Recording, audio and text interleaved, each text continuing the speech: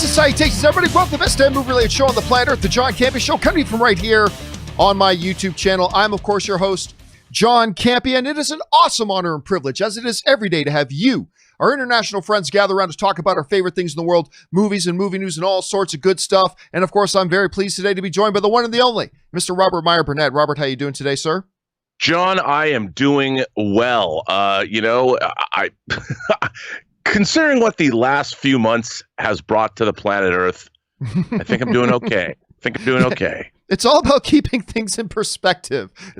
Keeping things in perspective. Listen, guys, perspective is what we're going to try to bring you here today, and we do have a lot of stuff that we're going to talk about. Now, just in case you're new around here, the show's broken into two parts. First half of the show, we're going to lay out all of our main topics we're going to be talking about. Then the second half of the show, we're going to be taking your live questions that you can send in right now if you want by going to the tip link in the top of the description of this video. You can see the link right there. Just click on it, or if you want to write it in manually, you can see right here, streamelements.com/movieblogtv/tip. You'll be getting your question or comment on the show in the second half, and you'd also be supporting the channel while you do it at the same time. Also, guys, just want to remind you, there is an audio-only version podcast of the John Campea Show. Just go on your favorite podcasting app of choice and go subscribe to it. That way it's there for you whenever you are commuting or at the gym or at work, just in a situation where it's not the best time to open up a YouTube video. It'll be there for you. Okay, guys, like I said, we do have a number of things that we need to talk about here today, and we're going to get started off the top with a couple of things. And the first one we're going to be talking about is this. It has been a repeated topic that has come up a number of times in the last couple of weeks and months. As the pandemic set in, of course, movie theaters shut down, and that's what we talk about here, our little world of movies and movie news. And that's been one of the biggest things and one of the biggest repercussions of this in this sphere has been the shutting down of the movie theaters. Now, we talked a little while ago about how Regal said they're going to have their theaters open back up by July 17th in time for Tenet. We had Cinemark say they're going to start rolling to open their chain as well, starting yesterday, actually, starting on June 9th. They're just going to slowly start phasing them back in. We had NATO, the North American theater owners, say they believe that 90% of the world's movie theaters will be open back up by July 17th. And now the biggest movie theater chain in the world that has been in the most trouble as well has come out, and they've said they believe just about all of their theaters will be open again by mid-July. Now, of course, in California, they announced that in 2 days, June 12th, California is going to allow theaters that want to start reopening, whether or not AMC starts to roll out theaters opening up here at June 12th, or if they're going to wait a little bit longer to do that, is going to be waiting to be seen. But now we have seen all three of the most major movie theater chains basically saying, yeah, by July, mid-July, we're pretty much going to have all of our theaters open again, hopefully in time for Tenet, hopefully, if Tenet is still actually going to be releasing on that date. Now, just like every time this comes up about some theaters saying they're going to reopen, we have to revisit and ask the question again. Just because the theaters reopen, does that once again mean that audiences will be rushing back? It sounds like a lot of theaters will have 50, maybe even more of them will have a 25% maximum capacity limit, which, hey, that's fine. You got to start somewhere. And if that makes people feel safe, fine. It's not the best, but it gets things going again. But will people come back? You know, Rob, I told you the other day that going through Los Angeles and stuff like that, I see restaurants reopening and nobody was hesitating going back to the restaurants, stuff like that. Las Vegas just reopened. Ann and I were looking at pictures yesterday at these casinos, these filled casinos in Las Vegas. And folks, come on, be smart. Wear a face mask. But a lot of people wearing masks, a lot of people not wearing masks. The point was, though, is that whether it's smart or dumb, people are itching to get back to regular life. And so as people ask the question about, well, will people go back? I'm telling you, I really think once AMC, if they do start opening in California this week, and apparently all their theaters, or just about all of their theaters by mid-July, I don't think it's a question about if people will go back. I think when we're looking at all these other industries, whether it's, restaurants, clothing stores, Vegas, I think we are seeing that there is an underlying principle here that people want to get out. They want to get back to their regular lives. And again, like I said the other day, I think it's much safer in a movie theater than it is in a restaurant, personally. And people are lining up to go back to restaurants. So I think it's interesting and important that the biggest movie theater chain in the world has made this announcement that they are going to be opening back up again. Rob, again, this is another little added dimension to this overall story. AMC now making their public statement. How does this affect your overall view of the situation right now? And what do you think about AMC making this definitive statement? Well, I'm conflicted by all of this because you're looking at COVID cases going up again. And science is inevitable. I mean, we'll see. But then again, there's evidence to support that if you're careful, like there's a lot of healthcare workers that were on the front lines exposed to this all day, every day, that because they took precautions, they wore masks, they wore gloves and things a lot of them did not. A lot of them did, but a lot of them did not. So look, John, I want to go back to the movie theaters, but there's no way I'm going into a movie theater without wearing a mask. I mean, it's a choice. But I wonder, I'm like, okay, if that said, am I going to buy popcorn? Am I going to go where people are handling stuff I'm going to be putting in my mouth or not? And how is that going to affect their box office? And I like going, and I feel like when I'm going to the movies and I like my favorite theater chain, I think it's important that I do spend money there in support. That's why I like going to the ArcLight. I like having dinner there. I like the bolognese they make. They actually have honed their menu to have great food items that I really like. And I feel one of the things I like to do is go have dinner at my ArcLight before going to the Cinerama Dome and seeing a movie. It's an experience I like to have. And I'm just wondering, how much of that experience can I still go to and be safe? But you know what's great about it? We'll know soon enough.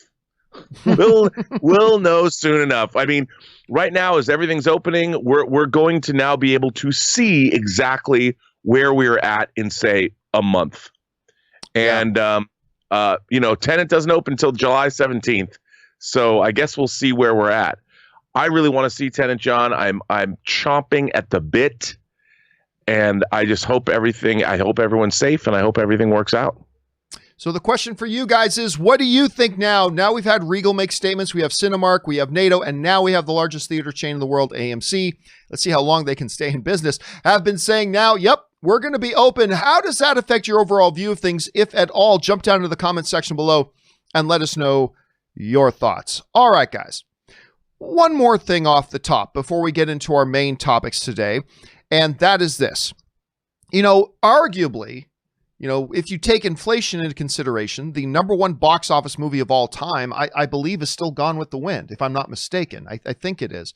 Certainly one of the most celebrated films of all time, one of the most memorable, and certainly one of the most talked about films of all time.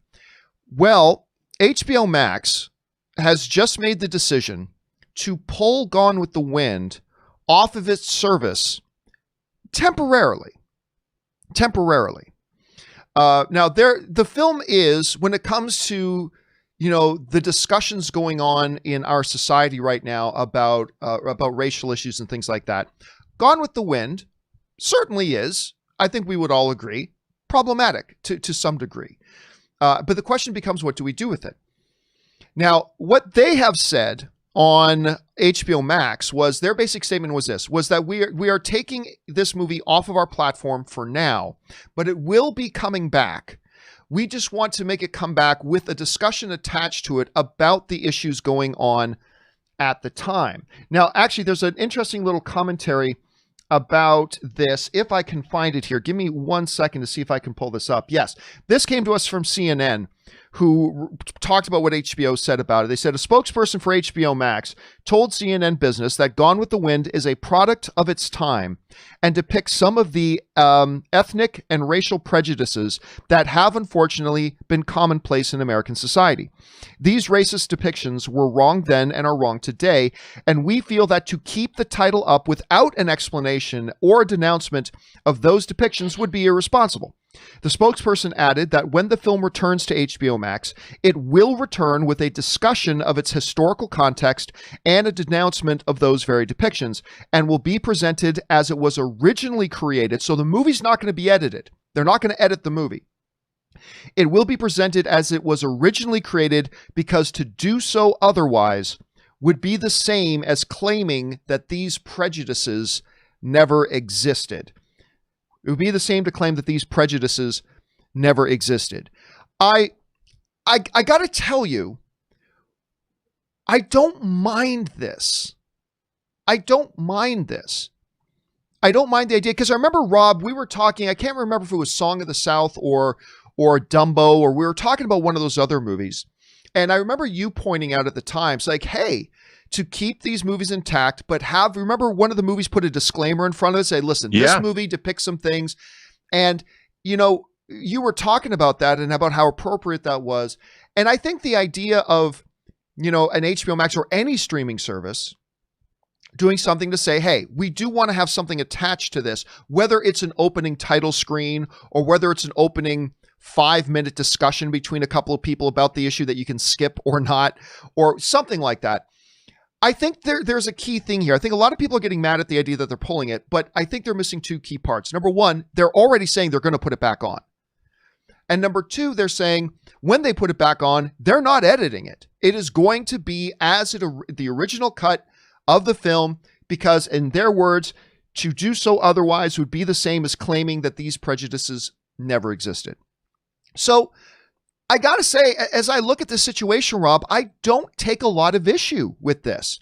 I don't think there's anything wrong with attaching some kind of disclaimer discussion, you know, phrasing it in the sense of the historical context of it.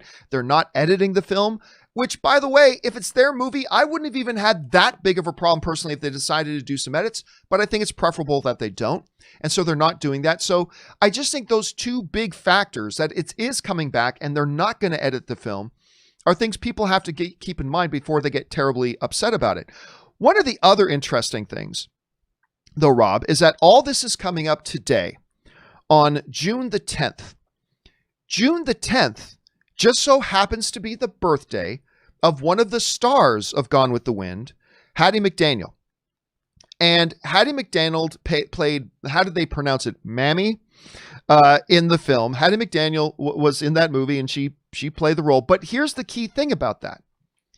She became the first African-American actress to be nominated for and win an Academy Award. She actually won the Academy Award that year. And listen, you have to understand what a big deal that would have been at the time. I mean, we made a big deal out of it, you know, not many years ago when Denzel and Halle Berry both won their Academy Awards. But like, you go back to the Academy Awards in 1940, the first time ever an African-American actress won. But it's also a reminder for us. This isn't back during the Roman Colosseum days. This was at the Academy Awards, okay? This is history, but it ain't that long ago.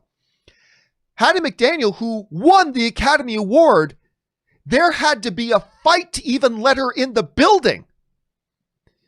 The venue where the Oscars were being held had a no blacks allowed rule. And they actually had to fight to get her allowed into the building. And then once they did let her in the building, she was not allowed to sit with her white castmates at the thing. Not because her castmates didn't want her, but because the facility wouldn't let her in. And when they did, fine, but she's got to sit at a table at the back. It was the Oscars version of a Rosa Parks situation. They made her sit at the back, and yet she won the Academy Award for that. And it is her birthday today, just by the way. It is her 125th birthday today. She is obviously no longer with us, but it would have been her 125th birthday today. Anyway, fascinating stuff with all that and the days and the times that all these are kind of lining up. Anyway, Rob, you hear this story about they're pulling it, they're going to put it back, they're going to attach a disclaimer or discussion of some sorts, they're not going to edit the film. You look at this all in context. What's your responses? What's your initial feelings to it? I think that's the right thing to do. You know, we can't pretend that history and our culture didn't exist and has not been in a constant state of evolution. Things change, attitudes change. We have to grow and evolve as individuals and as a society. And I think that trying to get rid of, like, from our perspective, if we're looking back at a movie that came out in 1939, that you're going to go back and say, we have to get rid of that movie because we think in a different way. We've evolved since 1939 is incredibly problematic. The idea that history itself is going to be destroyed because we don't like it, we might as well erase everything that happened before, I don't know, 10 years ago. And even the last 10 years are very questionable. Sometimes people's history yesterday isn't worth preserving, but it all is worth preserving because we learn from it. And especially, look, in cinema history, Gone with the Wind is a staggering achievement from a filmmaking perspective. But I've always looked at this movie as, if you haven't seen Gone with the Wind, it's obviously set in the antebellum South, and it's this idealized version of this beautiful place with no problems, and these people at the beginning, like, we're going to war against the North, they're all happy about it. Let's go. And what the movie then does is show it basically, as writer David Gerrold said, it is a savage evisceration of their entire way of life. Remember, they were committing treason against the Union. They were fighting for the economic realities of they wanted to keep people enslaved, and the whole way of life gets destroyed. The burning of Atlanta. There are scenes when there are thousands of casualties. All these young boys that were so eager to fight their own brothers in the North all get just destroyed. And then also it's a melodrama too about basically a selfish woman that loses everything. I mean, this is not some happy-go-lucky depiction. I mean, this is a movie that deals with the horrors of all of it ultimately and the folly of man. And I think it's a movie that's worth seeing that, yes, has very problematic depictions, but it's also what is the movie really about? And I think it basically shows that, yes, the Southern way of life, the antebellum South, was something that perhaps deserved to be destroyed. And I think absolutely it did, which is why the Civil War was fought and why the North prevailed. And yet within that, you've also got this crazy melodramatic love story. And that's why people like this story ultimately, I think, because it is a melodrama. First and foremost, it's basically about Rhett Butler and Scarlett O'Hara. You could have set this story anywhere if you wanted to, but really, I think the movie itself is a savage.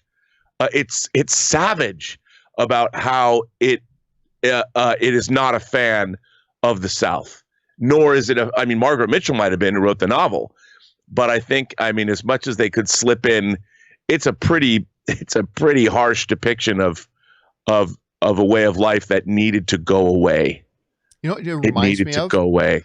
Did you ever see the Jason Reitman film Thank You for Smoking? Yeah.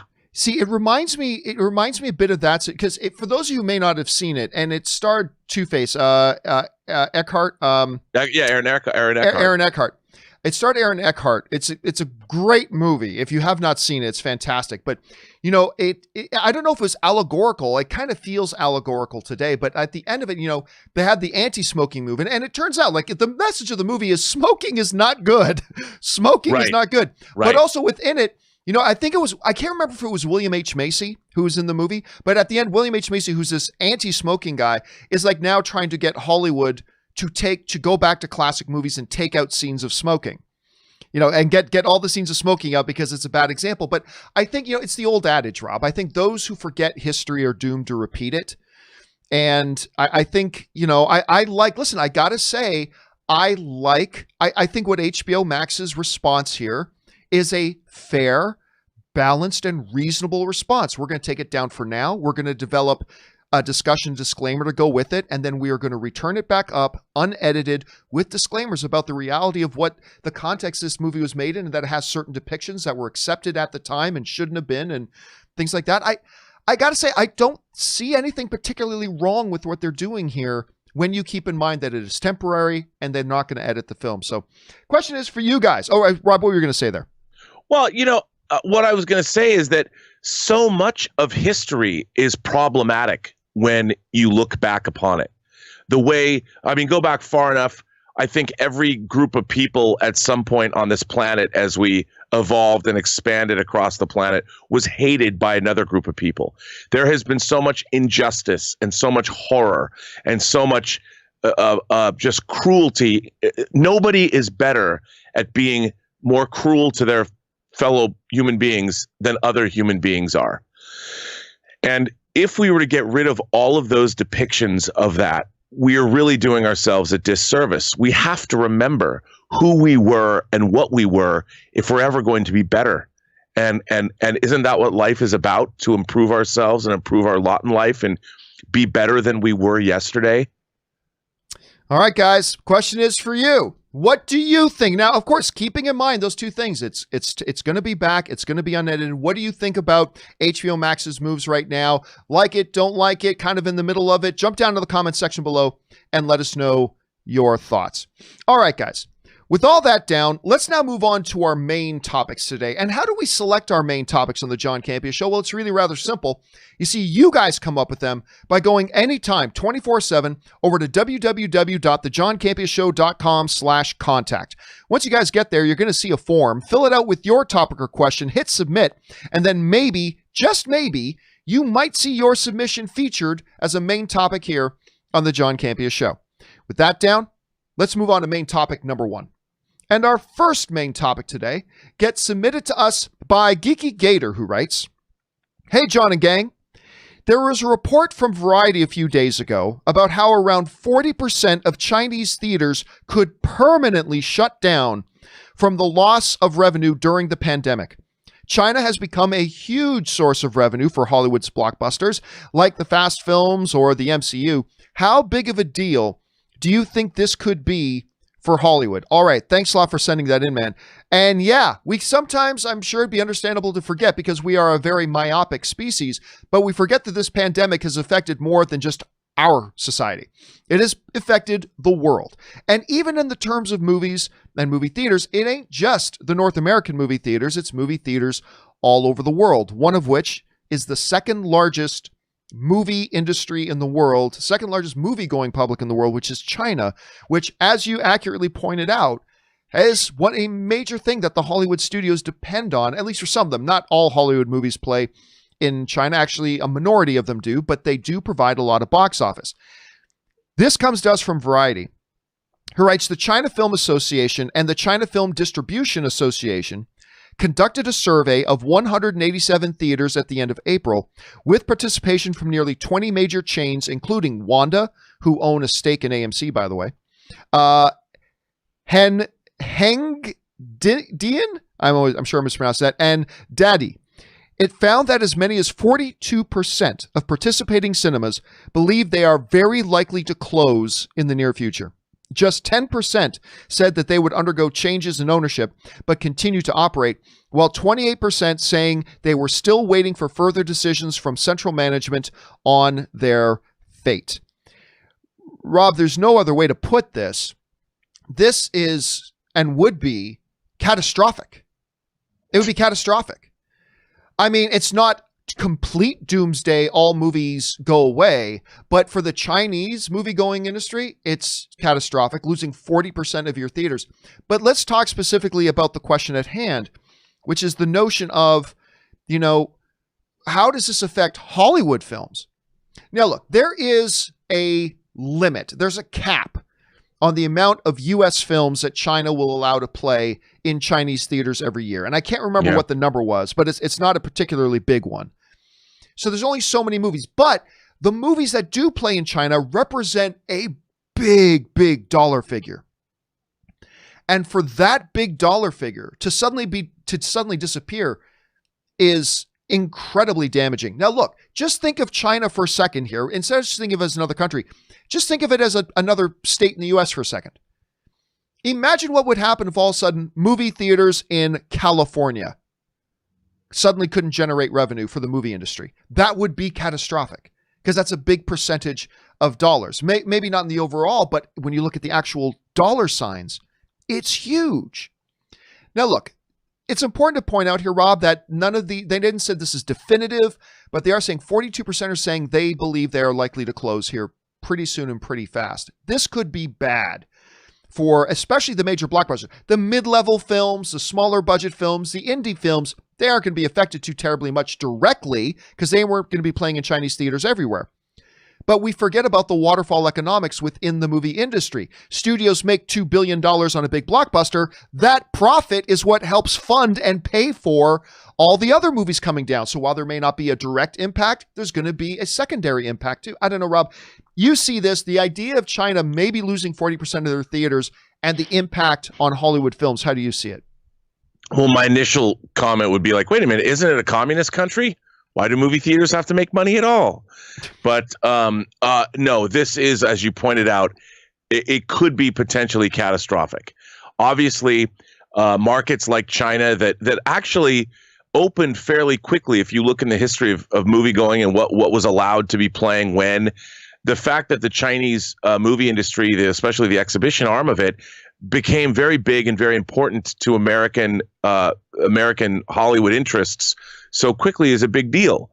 And they're obviously they're a huge, gigantic market, and losing almost half of those theaters is devastating.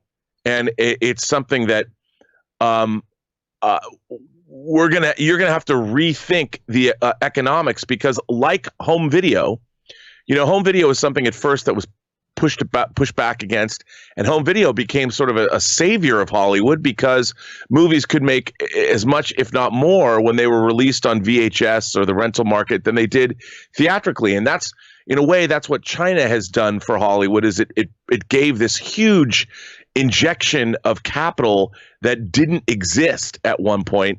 And Hollywood's economics have all now been based around that marketplace, and to have half of it cut away is very, very damaging. And hopefully that won't happen. It's really going to depend. Again, is this disease, where are we at with it? I mean, are people going to go back to the theaters? We'll have to see. I hope they prevail. I mean, I hope that these theaters are allowed to stay open, and I would like to see the industry, the exhibition industry, stay vibrant, John, because you know as well as I do that we want to be able to go to movie theaters to have that cinematic experience that we all crave. And every time we lose theaters, there's a little bit of that experience that's being chipped away. Yeah. So, and the real fear right now is that it bringing them back now, great. Has the damage been done? I mean, that's the big fear right now, is that has enough damage already been done as a result of 3 months of shutting down? That's the question. Question for you guys is, what do you think the impact of this is going to be? If we have such, like, the second biggest movie market in the world needs to shutter 40% of their theaters, how big of an impact is that going to have on just all of Hollywood? How do you guys see it? Jump into the comments section below and let us know your thoughts. All right. With that down, let's move on to main topic number 2. And our second main topic today gets sent in to us by Darren Fouts, who writes, "Hey, John, I know you've been saying for a while that you don't expect the DC Universe streaming service to survive much longer. So I was wondering if you saw that they canceled their in-house daily show, DC Daily. The show wasn't very good, to be honest, but it was at least an official daily bit of DC hero stuff. Do you think that this locks that DC Universe is doomed, or is it just a blip on the radar?" All right, thanks a lot for sending that in, man. Now, look, some of you may not even know what Darren is referring to, but on the DC Universe streaming service, which I know not a lot of you have in the first place, one of their original shows is a show called DC Daily, which is basically kind of a shorter form talk show thing to talk about the world of DC and the things going on in DC. It has just been announced, though, that they are canceling the show and it is going away. This comes to us from a DC press release. After more than 400 episodes, it's been around a little bit over a year, DC Daily will air its final broadcast on Friday, July the 3rd. This year has brought more challenges than the show could overcome. We thank all the fans and talent and hosts for bringing the show to life. It's been a fun ride. All right. In the question of, let's start with the big issue question. Is this yet another sign that points towards what I believe, and I have no insider information, just what I've been believing, that the DC Universe thing is ultimately going to be shuttered and probably just straight up absorbed into HBO Max at some point? I believe, yeah, this is yet another sign, because look, it's just the latest domino to fall, Rob. that we've seen in the succession of dominoes falling, where all these shows, you remember what part of DC Universe was supposed to be the exclusive place to come get some of this cool exclusive DC entertainment. But we've been seeing more and more over the last couple of months. Oh, this show on DC? Well, Swamp Thing got canceled after the first episode. Yeah. I'll still never understand that. Why didn't you at least wait till the season was done to then make it official and announce? They announced that the season was being canceled after the first episode. Okay, idiotic move number one. That shows me first. That just shows me the people there were completely incompetent. Why announce publicly that you've canceled the show when you still have 7 episodes still to play? Just announce when the season's over. Whatever. They gather, but then more and more. You now don't have to have DC Universe to watch Harley Quinn. You don't have to have the DC Universe to watch Doom Patrol. You don't have to have the DC Universe.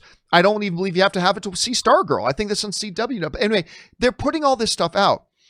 To me, though, the idea of their DC Daily show being a real sign that they probably have no future plans for this network is the fact that it costs $8.42 to put on an episode of that show. DC Daily was as inexpensive as a show to make as you could possibly conceive of to make and put on a network, right? I mean, it's just bottom line. It would have been the bottom of the barrel as far as expenses go. So if you're saying you can't keep that show going, yeah, that tells me something about the overall thing. Now, look, there's also an argument to be made, and I had a debate with somebody about this a few months ago, about the merits of a DC Daily.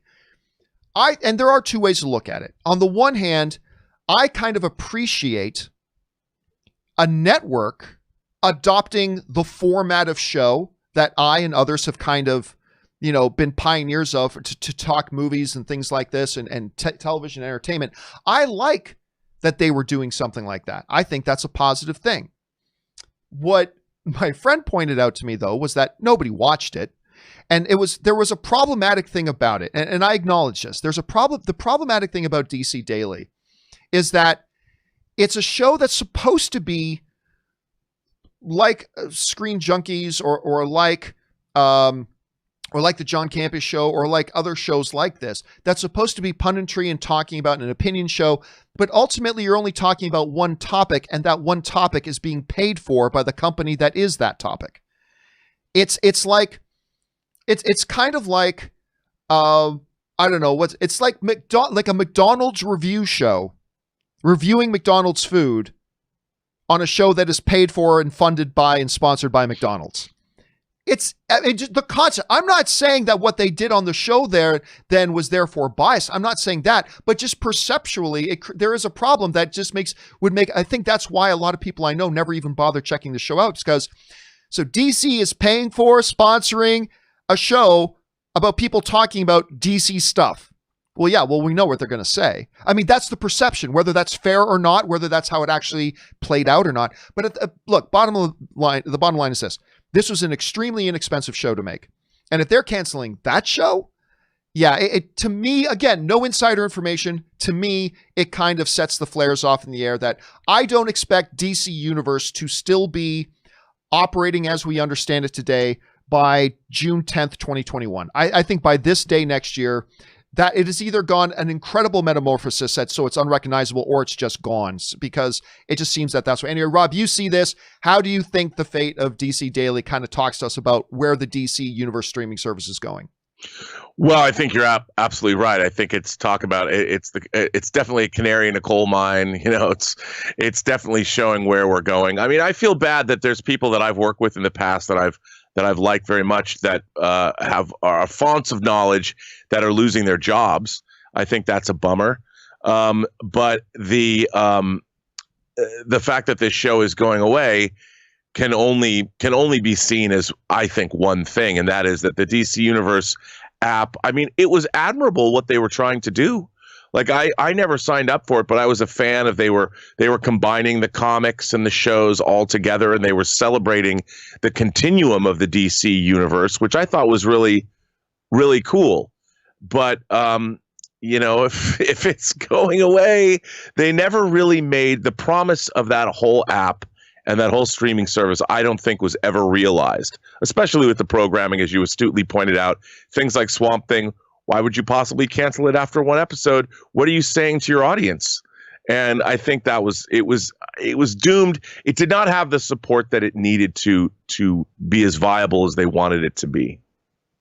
And that's unfortunate, because like I said earlier, I like the notion of like these networks having shows like this, and I don't know. It's unfortunate. Maybe the writing was on the wall. I don't know. Question here is, guys, what do you think about that? Do you think the cancellation of DC Daily is yet another canary in the coal mine, that DC Universe is probably just being primed up to go away at some point? Do you think it doesn't have any impact on it at all? How do you guys see it? Jump down to the comments section below and let us know your thoughts. All right, guys.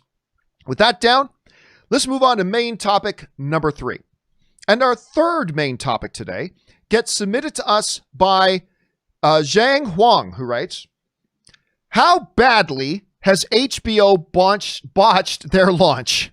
Not only did they come out without support for Roku and Amazon Fire Stick, but now we're finding out that some of the biggest titles are leaving on July 1st. Movies like Batman vs. Superman, Justice League, Wonder Woman, and a bunch of other DC titles, and non-DC titles, by the way. What was the point of launching with them if you're just removing them a few weeks later? What the hell are they doing? All right, thanks a lot for writing that in, man. And what the hell are they doing is a question I've been asking for the last couple of weeks. Because you guys know, for those of you who might just be new around here, for months, my show has been like half of my content, I feel like, Rob, for the last year has been HBO Max is coming. HBO Max is coming. Oh my God, I'm so excited. HBO Max is coming. And then they really sputtered their launch. Like everything from not having some real premium primetime original content to launch, like Disney Plus did with Mandalorian, to the whole gaffe of not being available on the biggest and most prominent and most adopted streaming platforms in the world in Roku and Amazon Fire Stick. They had years to work out those deals. They never did. To some very key Warner Brother catalog movies not being available and all that kind of stuff. Fine. But you know what? They advertised launching with a big bunch of DC stuff. And that was part of their marketing. You're going to get all these movies and blah, blah, blah. Great. But I almost feel like it's a little bit deceitful to announce you're launching with these movies if they're leaving in a month. Like, not next year, not in 8 months, not 2 years from now, but like a few weeks after you get the service, we're pulling a lot of these movies out from under you. Movies like, let's just go look at the DC thing. This comes to us from our friends over at Cinematical. Batman, Batman Forever, Batman Returns, Batman and Robin, Batman vs. Superman, Dawn of Justice, Catwoman, who cares?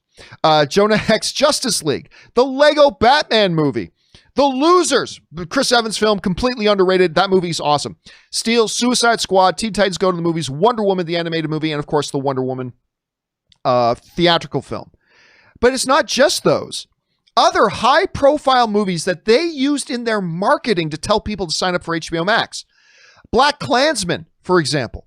Braveheart. Gran Torino, Harold and Kumar. The Hobbit trilogy. The Meg, Practical Magic, Pretty in Pink, Selena, Shutter Island, Sisterhood of the Traveling Pants. Tropic Thunder is leaving. 2 weeks notice, Unfriended. Well, who cares about Unfriended?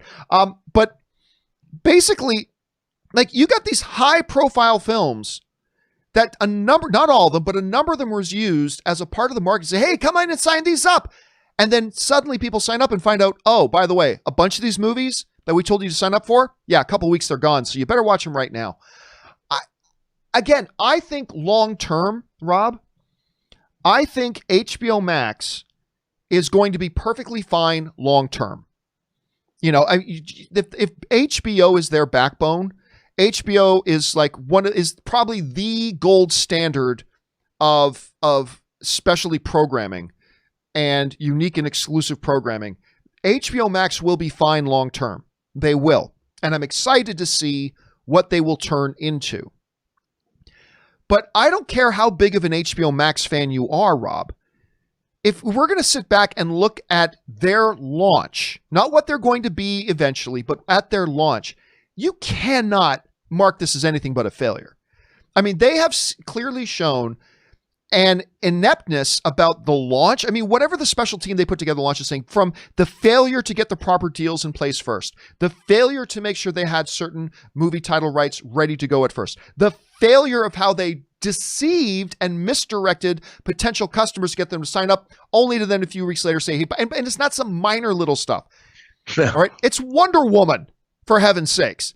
I mean, it's Black Klansman, for heaven's sakes. It's like all these movies, by the way, in 1 month, gone. Now, they will probably be back at some point. I'm sure this was a matter of complicated licensing deals that certain movies already had, and we understand that. Disney Plus has some of those same issues. But it just seems like this is a little bit, it feels to me like a little bit of a bait and switch, to be honest with you. And again, I'm sure long-term HBO Max is going to be great. I look forward to the day when I'm able to get HBO Max. I can't right now because I'm a Roku guy and they're not available on Roku. But Rob, it just seems like thing after thing after thing shows that they, despite the fact that they had years to prepare for this, they completely botched this launch. And I think this will become a case study later on for new networks launching and new services launching of how not to do things. But anyway, Rob, you see this thing about all these movies that are now going to be gone within a month of this thing launching. Big deal, little deal, and am I making too much of it? I don't know. How do you see it? Well, first of all, when we saw the launch of Disney Plus, despite the fact that we've talked in the past about how there's not a lot of new programming, I think both of us really liked what we saw. We liked the interface. We liked the functionality of it all. And it seemed to me like it was really thought through.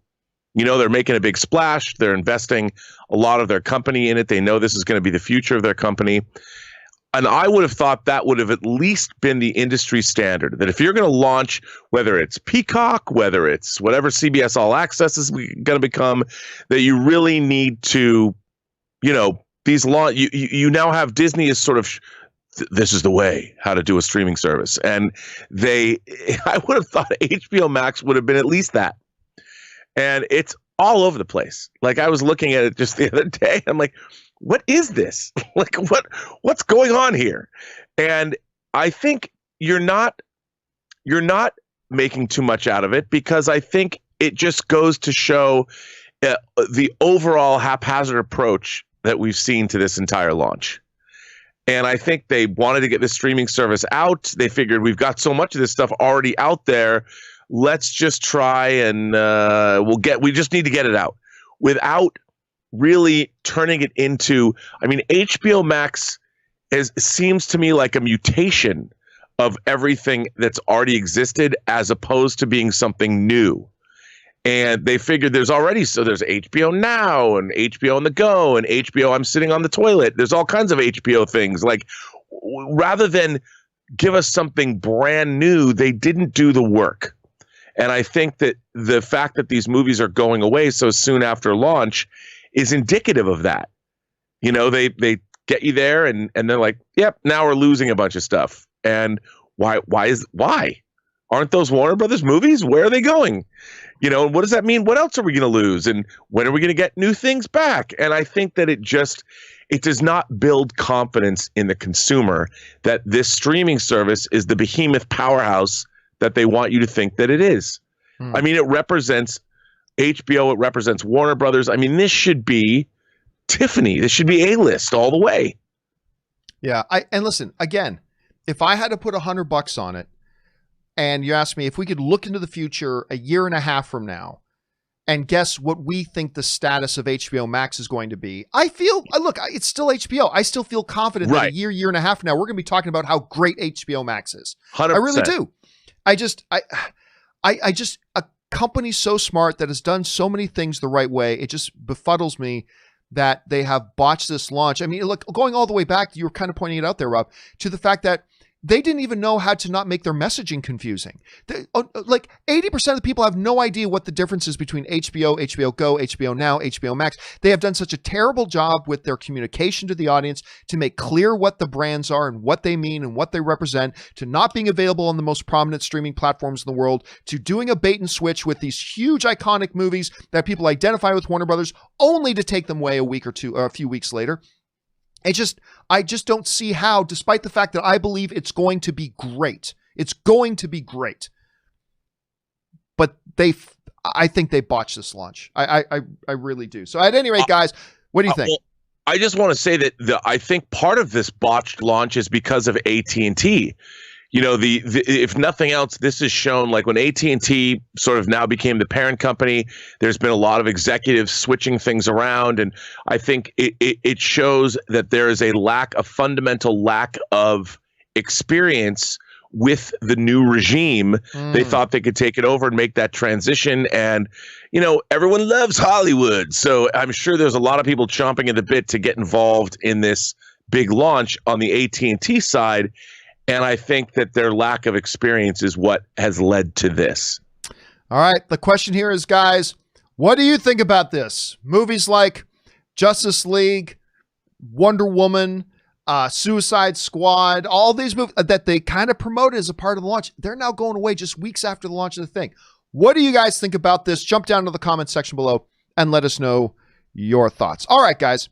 With all that down and out of the way, Robert and I are now going to move into the live questions part of the show. Again, if you want to get in a question, it's not too late. Send it into streamelements.com/movieblogtv/tip, or just use the tip link in the description of the video and you get that in. But first and foremost, what we're going to do is we're going to take a little bit of a short break here, guys. Just a couple of minutes. Give us a chance to rest the vocal cords, stretch our legs, go refill our drinks, give you a chance to run and use the bathroom. And we're going to get into the live questions and talk more about all these things as well. So if you will be patient with us, guys, hang tight. Robert and I will be right back.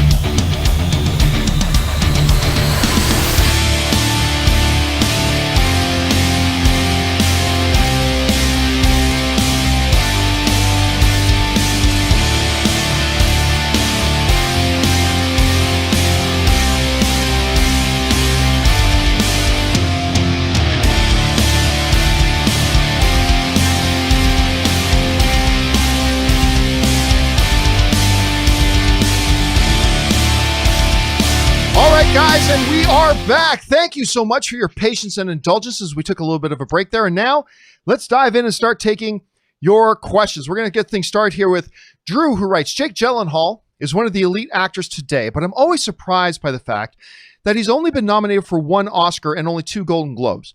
The man pumps out award-level performances almost every single year, yet never quite makes it. And Rob, we've talked about this all the time. It's one of those things where winning the Academy Award is not just about you delivering a great performance.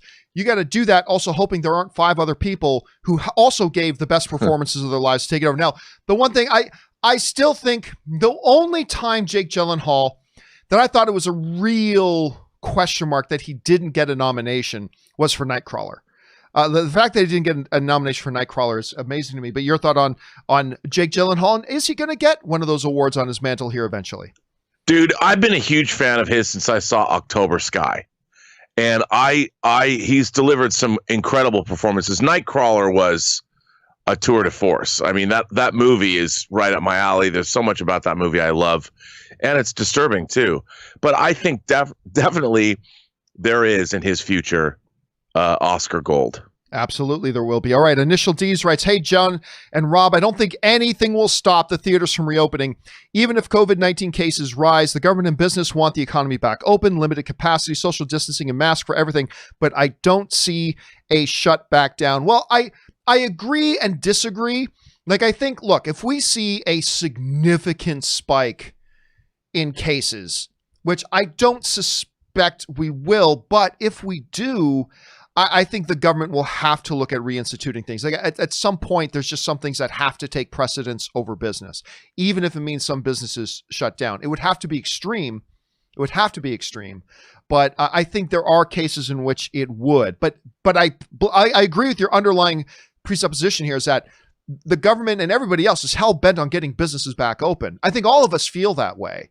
But I also feel that if we see significant spikes, not just spikes, but significant spikes, I think everybody's just going to have to go, well, I mean, it is what it is, and we're going to have to shut it down again. But we'll see how that, hopefully, new safety measures and things like that will curve that, but we'll see what happens. All right, Henri Mertens writes, watching a lot of Siskel and Ebert lately, disagreed with them on many occasions. Ebert loved Phantom Menace and disliked Gladiator, but their discussions were always insightful, produced by Disney. So could we see it coming to Disney Plus? Big draw for movie buffs. I don't really see a lot of purpose in bringing it back, although I would personally like it very much. Rob, you know, Ebert was a guy with me who, I mean, it really highlights to me what I like about movie critics. A lot of people, too many people, I think, just try to flock to movie critics who have the exact same opinions of them. Right. Roger Ebert was my all-time favorite critic, and I disagreed with him on at least half of the movies that he reviewed. But I loved the way he was able to articulate his perceptions and his opinions about the movies, because they helped me better understand my own thoughts about the movie. So even when I ended up disagreeing with him wholeheartedly, I still found his reviews so refreshing and so informative and just put things in context. Great. Would you be interested in seeing them taking the old reruns of those and slapping back on Disney Plus? One of my favorite things on YouTube is to go back and watch Siskel and Ebert reviews of movies that have become part of the cultural lexicon. One of the great things I think about the modern age. So the answer, John, is yes. Yes. And I love going back into YouTube and watching old talk show appearances of people from the 60s and 70s, the old Academy Award clips and reviews, because, you know, there's movies that we now revere as classics that were not so well reviewed when they first came out. And I think that watching Siskel and Ebert is fascinating. Yeah, so it'd be interesting. I would line up to see it again. All right, Henri Martens also writes, that was Henri. All right, next up, Benny S. writes, watch season 1 of Nightfall. To be honest, it pissed me off. What is it about some shows and movies that feel the need to romanticize cheating? Having been on the other side of it and not become a villain yet, it annoys me that heroes are sympathized with for it.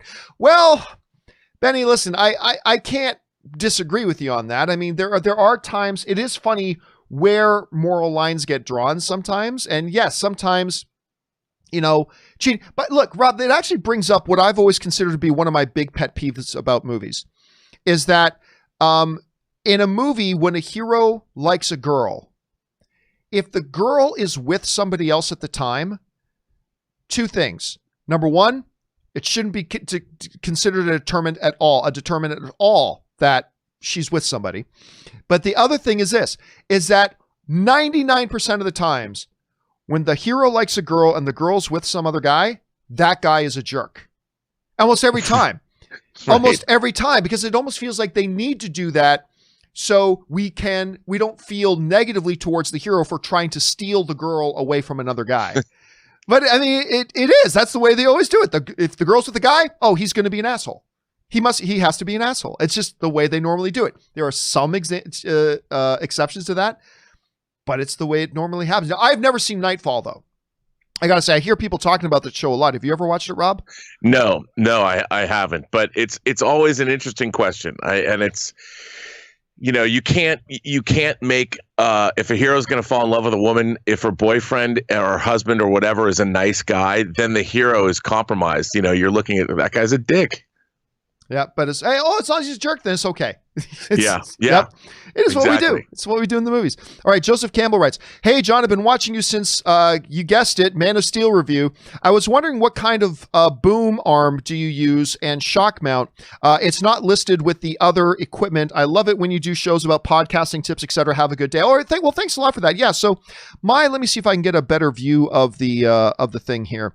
So my boom arm, this is the Rode, R-O-D-E. I can't remember the exact technical name for it, but it is a Rode, R-O-D-E, mic boom arm. If you just go on Amazon and search Rode mic boom arm, this will probably be the one. It's $99, which is very reasonable, and it's an excellent, and it can hold a really heavy microphone, like my Rode Procaster mic.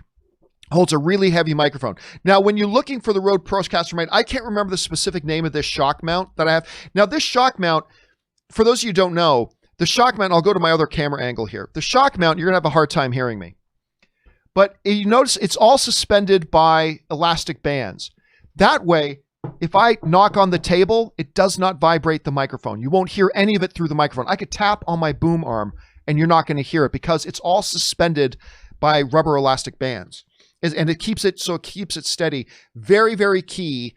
If you're going to have any table noise or anything like that. Again, easiest thing in the world. Just look up a Rode Procaster shock mount and it'll show you this. It's a very simple one that I got. I think this one cost me about $60 or something like that. So not expensive, not hard. So thank you. I love talking about tech gear stuff. I love talking about that stuff. So thanks for asking the question, Joseph. All right. Let's see. Next here up is Willow, who writes, confession. I still haven't watched the first two Bill and Ted movies. I know what they are about. I've seen a few clips. As someone who's neutral on the new movie, however, I thought the teaser trailer was pretty charming. Well, I would recommend definitely going back and watching at least the original one. I'm one of the guys who thinks you can skip Bill and Ted 2, but that's me. But at least go back and watch the original one. Rob, let me ask you, do you think people need to see the original ones? And if so, do you think they need to see both of the original ones before going in to see part 3?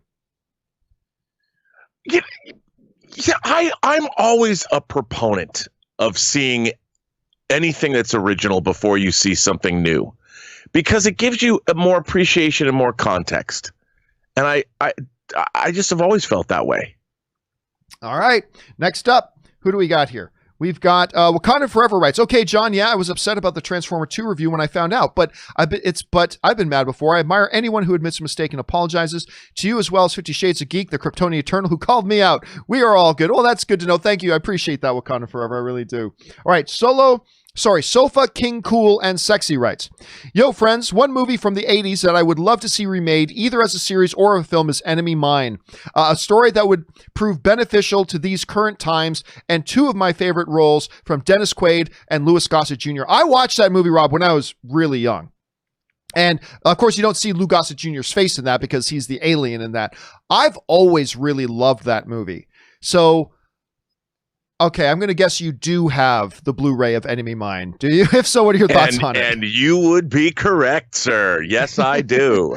And you know what? That's a hard disc to come by. It was released once. I don't think it's been released again. And like you said, it's Wolfgang Peterson directed that film, and ILM did some really interesting. They didn't use a lot of opticals for the space shots. A lot of it was in camera stuff. Really interesting movie. And I think the movie has definitely aged well. It's gotten better with age.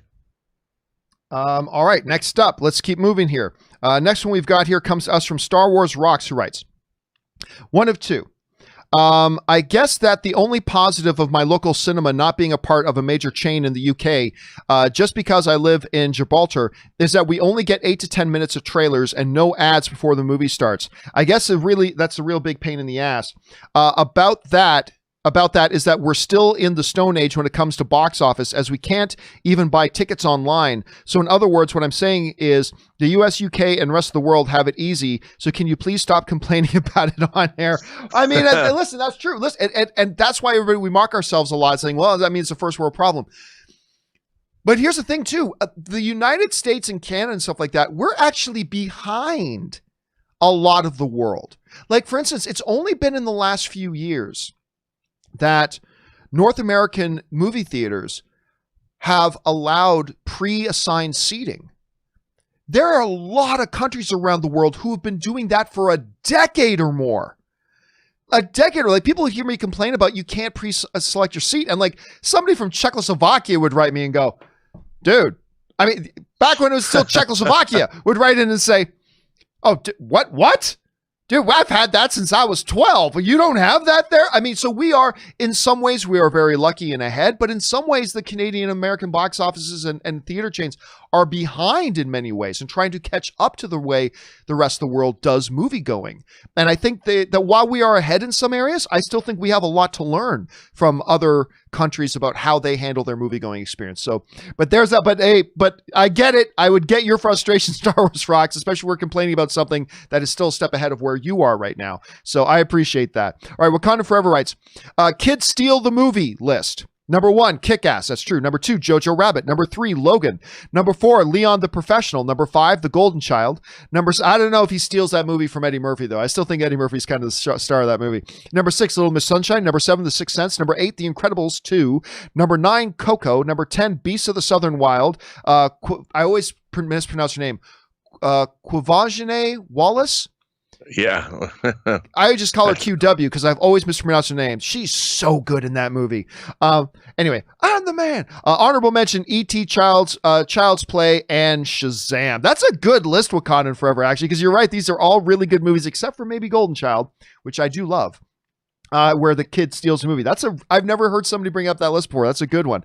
Diego MV writes, hey, John and Rob, greetings from Peru. I saw the way back because of the recommendation of one of your viewers. I loved it. I'm surprised I've heard of it despite it having a great cast. I don't think you've talked about it. Definitely recommended thoughts. Oh, I've talked about that movie many times, but it's also a movie, Rob, that came out, I believe, in 2012, 2013. So, I mean, I talked about it back in the day, but a very different movie for Steve Carell.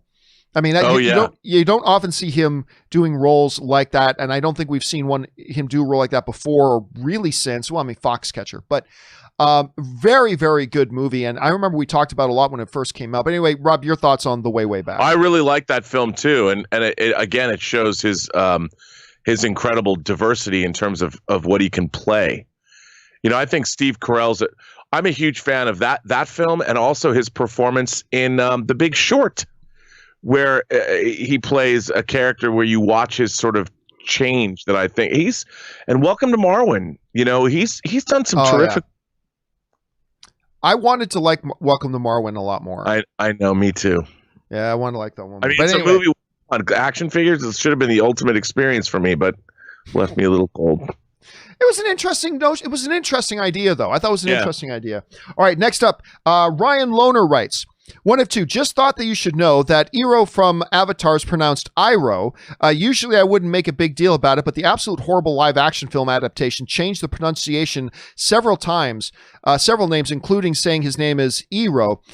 So it's even more of a sore point with the fans. Still, this kind of thing usually is. I still do recommend checking out the movie just for the laughs of how bad and weirdly racist depicting people, despite being directed by M. Night Shyamalan, it is.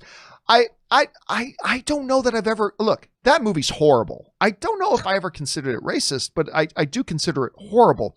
You know, it's funny. I was just watching it last night because I heard somebody else say to me, it's that Iroh's name is actually pronounced Iroh. And then it's like, oh, that's interesting. But then I was watching it last night again. I'm halfway through season 2 now. And I very clearly heard them refer to him as Iro. So, I mean, I don't know. Maybe it's Iroh and I missed it at some point. I thought but I don't care. Whatever. It's great. And he's one of my top 2 favorite characters in the show. And I'm liking him more and more. People said, because I said after watching season 1, that him and the prince are 2 of my 2 favorite characters in the show. And I had a bunch of people said, wait till you get into season 2. And they weren't kidding. I like these characters even more now. I just saw the episode where he's mourning the anniversary, I think the birthday of his son that he lost. Oh my God, it nearly broke me. It's where he takes a picnic out. It's a special day. And then you find out, oh, the picnic and the special day is about him mourning the death of his son. Oh my God. Like people were so right who told me that, yeah, season 1 is pretty childish, but John really gets into it in season 2. And while it is still very kid friendly, they're getting into deeper stuff now that I think would have gone over a lot of kids' heads. And they're doing some stuff within that scene where he's sitting there and singing the song. He sings a song to a kid in the streets very happily to get a kid to stop crying about soldier boy come marching home and blah, blah, blah. And then later, as he's out by himself, laying out a picnic basket and brings out the picture of his son, and he sings the same song, soldier boy come marching home. Of course, his son died in war. And I got chills. I got absolute chills. It may have been my favorite moment so far in all, but again, I thought they said his name is Iroh. Maybe it is Iroh, whatever. I'll learn. We'll find out as we move forward. Anyway, Tristan Larison writes, the last scene of book 1, which is an off-screen Ozai, so everything with Ozai has been off-screen, voiced by Mark Hamill, still talking about Airbender, by the way, tells Azula, your uncle Iroh is a traitor and your brother Zuko is a failure. I have a task for you. And her face shown in chills, terrifying score plays, chills. Yeah, I only found out the other day that it's Mark Hamill does the voice of Ozai, and you're right. I really like, at first I thought, they're bringing in a sister, that old thing, but I'm loving it. The sister and her 2 friends are crazy. I'm actually really appreciating that a lot, Tristan. All right, Omar writes, been watching since I was 14 and I'll be 25 this year. Woo, that puts it in context, Omar. I just want to say I'm so happy you're watching Avatar. Definitely a show I will watch with my kids one day because the lessons in that show are so important. Hope you do a series review once you finish. I don't know what BOTF is, but Rob, this comes up once in a while. Like I'll watch an old movie or somebody will write to me, hey, John, can you do a review of this movie that came out in 2008? Or John, and it's like, no, because nobody cares. Nobody cares about me doing a review of a movie that came out in 2008. Just like while I'm really enjoying the Avatar series, so particularly as we've gotten into season 2, I don't see there being any benefit to me doing a review because it'll just be a lot of work to make the video, and I don't think anybody cares. Like, it's a show that came out 10 years ago. So I don't think there would be any advantage to me doing a review of it. No, nor do I think anybody would really care what my opinion of that show is. But I don't know. Rob, do you ever wrestle with that? The idea of, but see, you and Elizabeth have a really good idea of a way of framing that because you do your whining show. Yeah. And that's that gives it a really, there's a good construct around that about this is why we are revisiting this because it's our first times and just the way you do that. Do you see a lot of value though, just in basically reviewing old stuff? I don't know. What do you think? Well, I mean, it depends. I think you need a reason to do it. Like the whining about movies, like when we first started out, Elizabeth and I, my girlfriend and I doing the show, I was showing her kind of really obscure stuff. And I don't know how that went, but then we started doing more populist movies. Like we did Jaws the other day. We reviewed Jaws, and she hadn't seen it since she was a little girl. She didn't remember it at all. So it was like seeing it through her eyes for the first time, and that makes it fun. So I can have a discussion and from a film perspective and say, this movie is famous, you know, it's 45 years old. And so we have but I think just going back and reviewing things that already people know are good, that now have a historical perspective and all that, unless you have a reason or a way in that makes it fresh and new. Although, John, that said, both Chris Stuckman and Jeremy Johns have gone back during quarantine and are reviewing things they didn't review. And I have to say, I've been enjoying them. Enjoying them. Yeah. I don't know. Maybe something needs to look at as we move forward. All right. Jordan Genovese writes, like you, John, I am very conflicted about the Hartley tweets. We're talking about the guy from The Flash. who we talked about yesterday. One side says the whole show's about redeeming people and seeing the good in them even through darkness, so why not Hartley? But the other side says it goes against everything CW stands for. It says continued. Okay. Especially given its young demographic audience. Even Stephen Amell is in hot water for his tone-deaf and inconsiderate comments about the Black Lives Matter movement by stating he defend a shop, not protest, and saying, but there are good cops. I hate cancel culture. Everybody's looking to have a problem with something everybody says right now. I mean, it's just the way it is. Everybody wants you to everything, and you say, but whatever. Look, I said on the show yesterday, Rob, that look, I am torn on the Hartley issue because I mean, look, on the one hand, you're a business, a guy has caused damage to your brand, and it's going to distract from what you're doing and the shows that you're making, and blah blah blah, and you let him go. I get that. That's one side of my brain. I understand that. The other side of my brain is, you know, it was from years ago. You should have, they were up on public. It's your responsibility to know what was said, and do they actually reflect what he believes and conducts himself now? Is that a reflection of who he is now? And if not, should you fire him then? And all that kind of stuff. You know, Rob, somebody brought up a really interesting comparison to me the other day that I hadn't really considered. You know, one of the big differences between the James Gunn situation and this Hartley, I forget his last name now, Hartley Sawyer, is that when the James Gunn stuff happened, the very first thing that happened was all of the people who worked with him flocked to his support, flocked and supported him. From Dave Bautista, very notably, Chris Pratt, Zoe Saldana, Bradley Cooper, everybody rushed to him and say, whoa, whatever he tweeted 10 years ago, that's not who this guy actually is, and he is great, and blah, blah, blah. With Hartley, it was the opposite.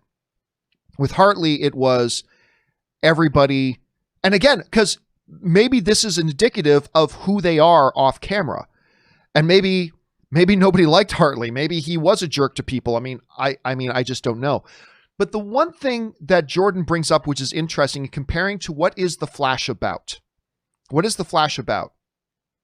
And it is interesting that one of the things that The Flash is about, and it's always about, is that their characters constantly make some big, sometimes catastrophic mistakes. But the message of The Flash is always, but you're still a part of our team, and we love you anyway. As a matter of fact, they have a character in The Flash, one of the Wells, who was responsible for the Crisis event. He's the one who let the Anti-Monitor out, and he is responsible for everything. The death of billions and entire universes destroyed, and it's all on him, and yet they still rat him and say, yeah, what happened was terrible, but you're still part of our team, and we're still with you. And yet, in real life on The Flash, we found out you tweeted something, and I'm not defending. I am, just to be very, very clear, I'm not defending some of the really terrible things that he wrote in tweets years ago. I'm not defending any of them. I'm just saying in their show, it's you killed billions. It's okay. Behind the scenes, it's you tweeted something, you're fired. And again, look, and that's why I am of two different minds on it. I honestly don't know where I fall on. I really don't. I think it's a much more complex and complicated matter than everybody wants it to be. Everybody wants to think it's a very simple thing and pick this side or pick that side. And I think it's way more nuanced and complicated than that.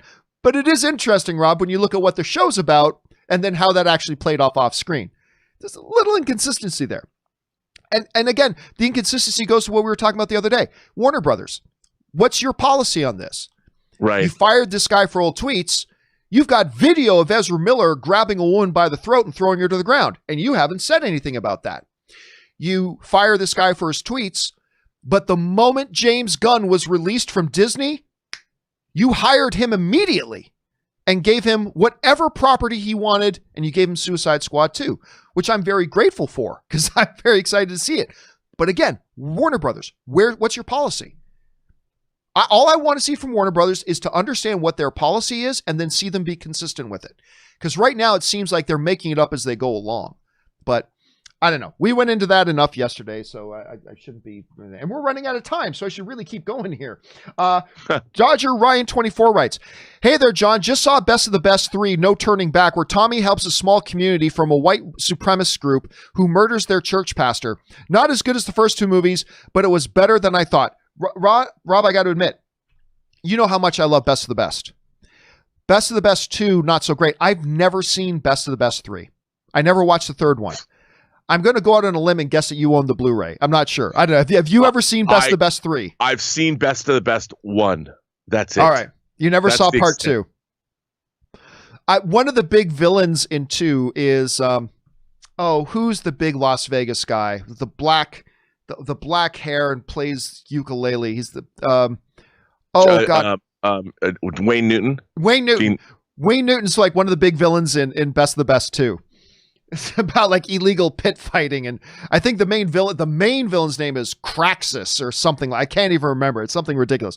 But yeah, then you and me, I've never seen part 3 either.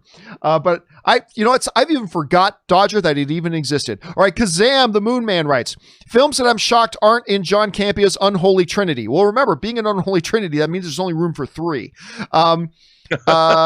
Number 6, The Thing. The Thing with Two Heads. Number 5, The Last Airbender. Number 4, Fantastic Four. By the way, I don't think Fantastic Four is all that bad. It's bad. But I think like the first act of the film is actually pretty good, and it completely goes to hell after that. Yes, and it's bad, but I don't think it's like the ultimate train wreck of a movie that some people make it out to be. Anyway, 3, That's My Boy. That movie's horrible. That Adam Sandler movie is horrible. Number 2, Geely. Number 1, Leonard Part 6. Explain yourself, John. Also, over under 25% that Rob has Leonard Part 6 on Blu-ray. I'm going to go under 25% that he has Leonard Part 6 on Blu-ray. Oh, you've got it? No. Oh, you don't? I do not have Leonard Part 6 on Blu-ray. No. Right, so I was sorry about that. Yeah, none of those movies are as bad as Battlefield Earth, Highlander 2, or Catwoman. And that's an easy one. None of those movies are as bad. You got some real stinker movies on there for sure. But in my opinion, none of them are as bad as those other ones. All right, John Walkden writes, "Hello from North Wales. When the topic of cinema snacks pops up, you always mention buttered popcorn. In the UK, that's not a thing." Oh my God. "Our popcorn options are sweet or salted. We also have gourmet hot dogs and pick and mix. What would you choose here in the UK?" Oh my God. I don't even know what pick and mix is. No buttered popcorn? The only reason popcorn exists is to deliver butter into your mouth hole. That's the only reason popcorn exists. What do you mean, no buttered popcorn in the UK? I don't know, man. I don't know if I could do that. Sweet or salted? I might try sweet, because I like caramel corn. So I go sweet. But Rob, what's your go-to snack? I'm just kidding. Like, you go to the ArcLight a lot, and ArcLight has premium caramel popcorn. I love their What's your go-to snack and food when you go there? You know, they have these apple sausages, like hot dog things. They're really good. It's like a baguette with an apple sausage. Anne's had that. She really liked it. Oh, it's really good. I'll try that the next time I go. All right. Next one up. The Wakandan Forever writes, "Horror films featuring dolls that freak me out to this day. The first horror film I ever saw was Child's Play. That had a Cabbage Patch doll kid. I had a Cabbage Patch doll as a kid. I locked it in the closet and didn't sleep that night. What horror film legit freaked you out as a kid?" Well, I mean, it's the same one today, Rob, I talk about it all the time. The one that today is still legitimately my all-time favorite horror movie. It's the one I still, as an adult, cannot watch at night in the dark with the lights off. And that's An American Werewolf in London. That movie always freaked me out. It freaks me out to this day. It's one of the only true movies that ever legit scared me.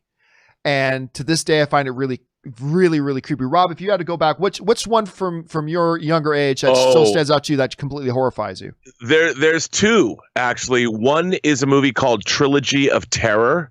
And one of the stories in Trilogy of Terror has the Zuni fetish doll, like this African fetish doll that you just have to see it. It was the scariest thing. And then it's a TV movie. And the other movie is a TV movie called Don't Be Afraid of the Dark that Guillermo del Toro produced a remake of.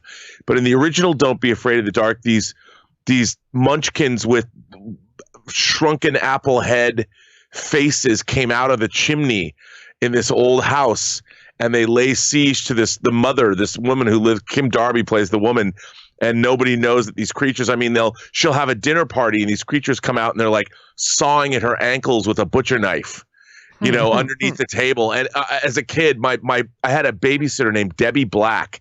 And Debbie Black knew it was going to be on TV, and she was like, "You have to stay up and watch this." And I was like 5, dude. It was 6 or something. It was horrifying. It was like this, and to this day, you can get it on Blu-ray. You can get it's all, both of them you can get on Blu-ray, and they are terrifying. And they both have little doll creatures.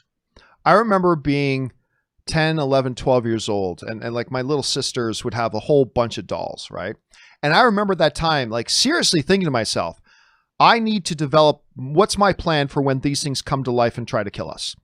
And I would honestly sit down and think about, okay, so what's the strategy? What's the plan here for when these dolls come to life and try to kill us? But that is the mind of, that's how guys think. All right, Wakanda Forever strategy? You gotta think, you gotta be prepared, Rob. You gotta think of these things. Now I want to know. I'm like, I better come up with one. One of these days, the doll apocalypse is going to happen. All right, the Wakandan Forever writes, horror films. Number 1, Child's Play. Number 2, Candyman. Number 3, Shocker. Number 4, Dream Warriors. Number 5, Carrie. Number 6, The Exorcist. Number 7, Psycho. Number 8, Get Out. Number 9, Blair Witch Project. Number 10, A Quiet Place. Honorable mentions, Silence of the Lambs, It, The Fly, Misery, Little Shop of Horrors. Is that a horror? Okay, and bonus, Cats.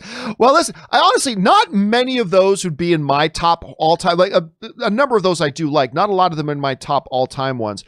I'm not even sure I qualify Get Out as a horror. I'm not even sure. I mean, there's some scary stuff that happens, but it's more observational and anecdotal than anything else. I'm not even sure I count that, but I do remember Blair Witch Project being really impressed. It's a joke these days, but I remember the first time I watched Blair Witch Project, it was like, I remember being very, very impressed with the film. I certainly had a really good experience with it. All right. Next up, an anonymous viewer writes, John, from what I understand, these legacy deals that cause movies to shift from one streaming platform to another may have been put in place before AT&T and Warner Media took hold, when it was just WB calling the shots. Oh no, there's no doubt, Rob. There's no doubt that these movies coming and going has to do with pre-existing licensing deals. There's no doubt. I just think that as you're getting ready to launch the service, you don't put in your big trailers like Wonder Woman and blah, blah, when you know that just a few weeks after it launches, it's going to be disappearing. So I don't blame them, because again, Disney Plus has to deal with some of that as well. But I just don't like the way that HBO Max managed it. And their communications, their messaging has been very, very suspect. So I get the pre-existing deals, Rob, but I just don't think that excuses it. I don't know. What do you think about that? I kind of feel the same way. I mean, they knew these deals were in place. They knew what was happening. And eventually that stuff will come back. But there's no reason to – it just seems a little shady to me. And why be shady? You're HBO. HBO. There's a good t-shirt for you. HBO. Why be shady? All right. Next up, Mandalorian of Gondor writes, salutations, good sir. My top 10 satisfying moments in film are 10, Leo gets his revenge in Revenant. Oh, that is satisfying. Number 9, Bride Kills Bill. Also very good. Number 8, Will Smith gets the job in The Pursuit of Happiness. Number 7, Simba takes his place on Pride Rock. Number 6, Andy's Escape in Shawshank Redemption. Oh, dude, that movie was so great. Number 5, Maximus kills Commodus. Number 4, The Ring falls in Return of the King. Number 3, Avengers Assemble in Endgame. Number 2, Death Star Trench Run in Episode 4. Number 1, You Killed My Father, Prepare to Die. Hello, I am Inigo Montoya. You killed my father, prepare to die. Also, shout out to Smile, You Son of a Bitch in Jaws, and crowd cheering in Rudy. What's your favorite satisfying moment in film? That's something I can't pull off the top of my head. I can't pull that off the top of my head. I'd have to think about that, about a truly satisfying moment, because, where do you draw the line of the distinction between satisfying and not? Like, one of my all-time favorite moments in any movie ever is from Best of the Best.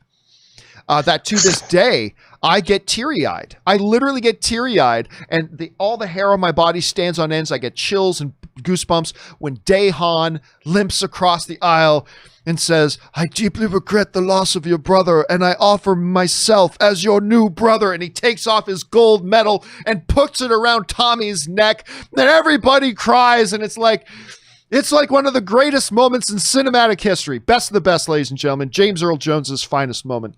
But there's a lot. The Return of the King, my friends, you bow to no one. I mean, that's got to stand right up there for me. Rob, do you have one that's like the ultimate satisfying yippee-ki-yay motherfucker as Gruber goes out the window? Did he say Shawshank Redemption? Yes, he did. Yeah, Andy getting out. Yeah. Yeah. Well, I love the very end. You know, where San you Juan see, Nejo?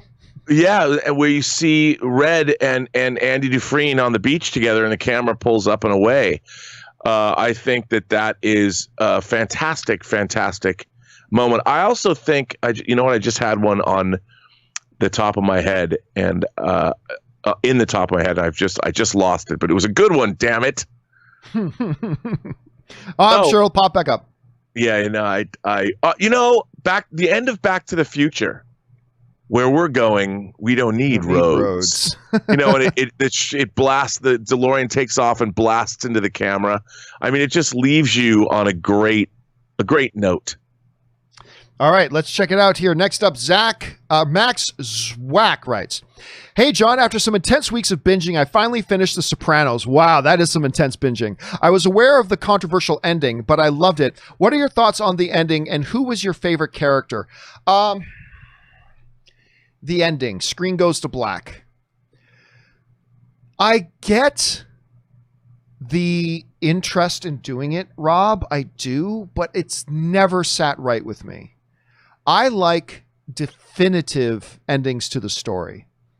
You know, whether it's Breaking Bad, Sons of Anarchy, Star Trek: The Next Generation. Like, I like the definitive endings. And of course, for those of you who don't remember, Sopranos ends with something that's implied, but it doesn't really very state. Implied. Yeah, very implied. The screen goes black, right? The implication, of course, is that Tony gets hit.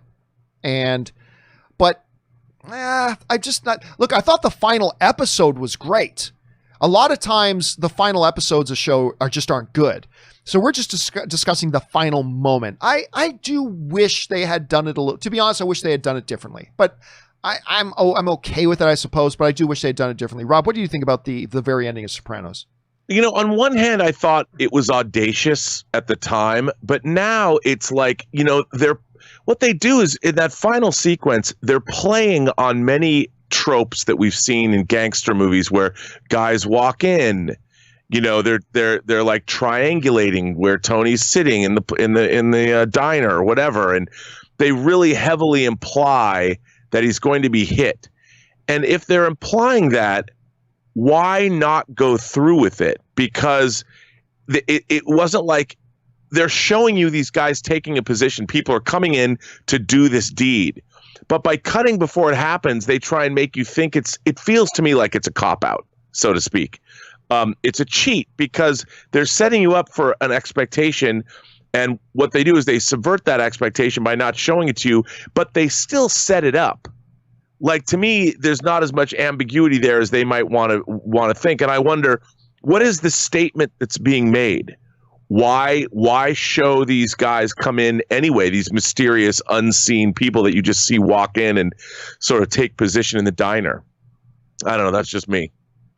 All right, let's move on here. Next up, we've got Russell Amador, who writes, "Hey, John, what are your thoughts on Due Date? Only reason I ask is that last night we stumbled across on HBO Max and thought it was a laugh riot. I hadn't seen it since its 2010 release, but Robert Downey was awesome in it. You know, I didn't mind Due Date, but I didn't like it as much as The Promise, because you had Robert Downey Jr. and you also had Zach Galifianakis in that. And I thought there was a lot of potential, and it certainly has its moments. I didn't love it. But Rob, my favorite memory about Due Date actually has nothing to do with the movie. I was at Comic-Con, and I was standing and talking to Robert Downey Jr., and I was interviewing him and talking to him at Comic-Con.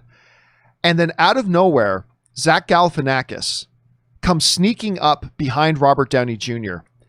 And in this really nerd voice that you could just tell Robert Downey Jr. had no idea what was going on. "Excuse me, Mr.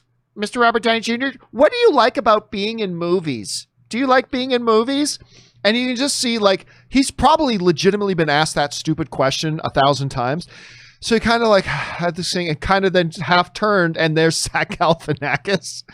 It was truly one of my favorite moments I've ever had at Comic-Con. It was really, really great. One of my other favorite moments was also involved Zach Galifianakis and Will Ferrell. They did that political comedy a number of years ago together, if you remember. And I was talking to them at Comic-Con, and I'm talking to Will Ferrell first, and Zach is standing right beside him. And I mentioned I was with AMC, and I said, Will Ferrell goes, "Oh, by the way, I was really sorry to hear about AMC." And Zach Galifianakis turned to Will Ferrell and said, "What are you talking about?" He goes, "Well, AMC announced that they're shutting down." And Zach Galifianakis was like, "Seriously?" And I just played along with it. I said, yeah, they announced they're going to be shutting down. And he's like, "Oh man, that's terrible." I said, "Thanks." And Will Ferrell's like, "Are you going to be okay?" I'm like, "Yeah, I'll be fine." And Will Ferrell reaches in and no. It was Zach Galifianakis reaches into his wallet and pulls out like $1 and says, "Here you go, man." And he gives me this $1. And Will Ferrell's like, "Wait, that's terrible." Will Ferrell reaches in and he pulls out $100 bill and he gives me $100 bill and all this kind of stuff. And they're just giving me, and then, then Galifianakis gives me money and they're just giving me this money. And my wife, Ann, she actually took that $1 bill and she framed it with the photo of me with Zach Galifianakis and Will Ferrell, and then giving me the money. And she actually framed that $1 bill. It's great. And then of course we were joking. And then as they're about to leave, I go, "Hey guys, do you want your money back?" And Zach Galifianakis does not keep it. And Will Ferrell's like, "Damn right, you son of a bitch." And he reaches over and takes back his $100 bill. It was one of my favorite. Anyway, I got sidetracked there on Due Date. Anyway, Rob, have you ever seen Due Date? If so, what are your thoughts on Due Date? I have seen Due Date, but I can't follow that up. I liked Due Date. I thought it was a perfectly respectable, fun movie. But I have no story like that to tell. Yeah, it doesn't. It's not like really one that's talked about over the years, right? I don't love it as much as a lot of the other things that have come out. Like, you and I both have. I don't love it the way I love, like, I Love You Man or Get Him to the Greek, which I think I'm the only person who loves Get Him to the Greek as much as I do, but I don't know if that's the case. But Due Date's, it's good. It's good. All right. Good. Got time for a couple more here while Rob's still with us. 50 Shades of Geek writes, "Something to think about. You're the only person in the world that has competed in all 4 Schmodown divisions: singles, teams, Star Wars, and Inner Geekdom." That is true. I have competed in all of those. I absolutely have. I'm still the best the division's ever seen in the Star Wars division. I'm still the best there's ever been. Just to be clear on that. But Rob, you have also. Oh no, you just haven't compete. You just never did compete in the Star Wars division. That's right. I've never competed. You know what? There was a time when I could have won that division, probably after Return of the Jedi came out.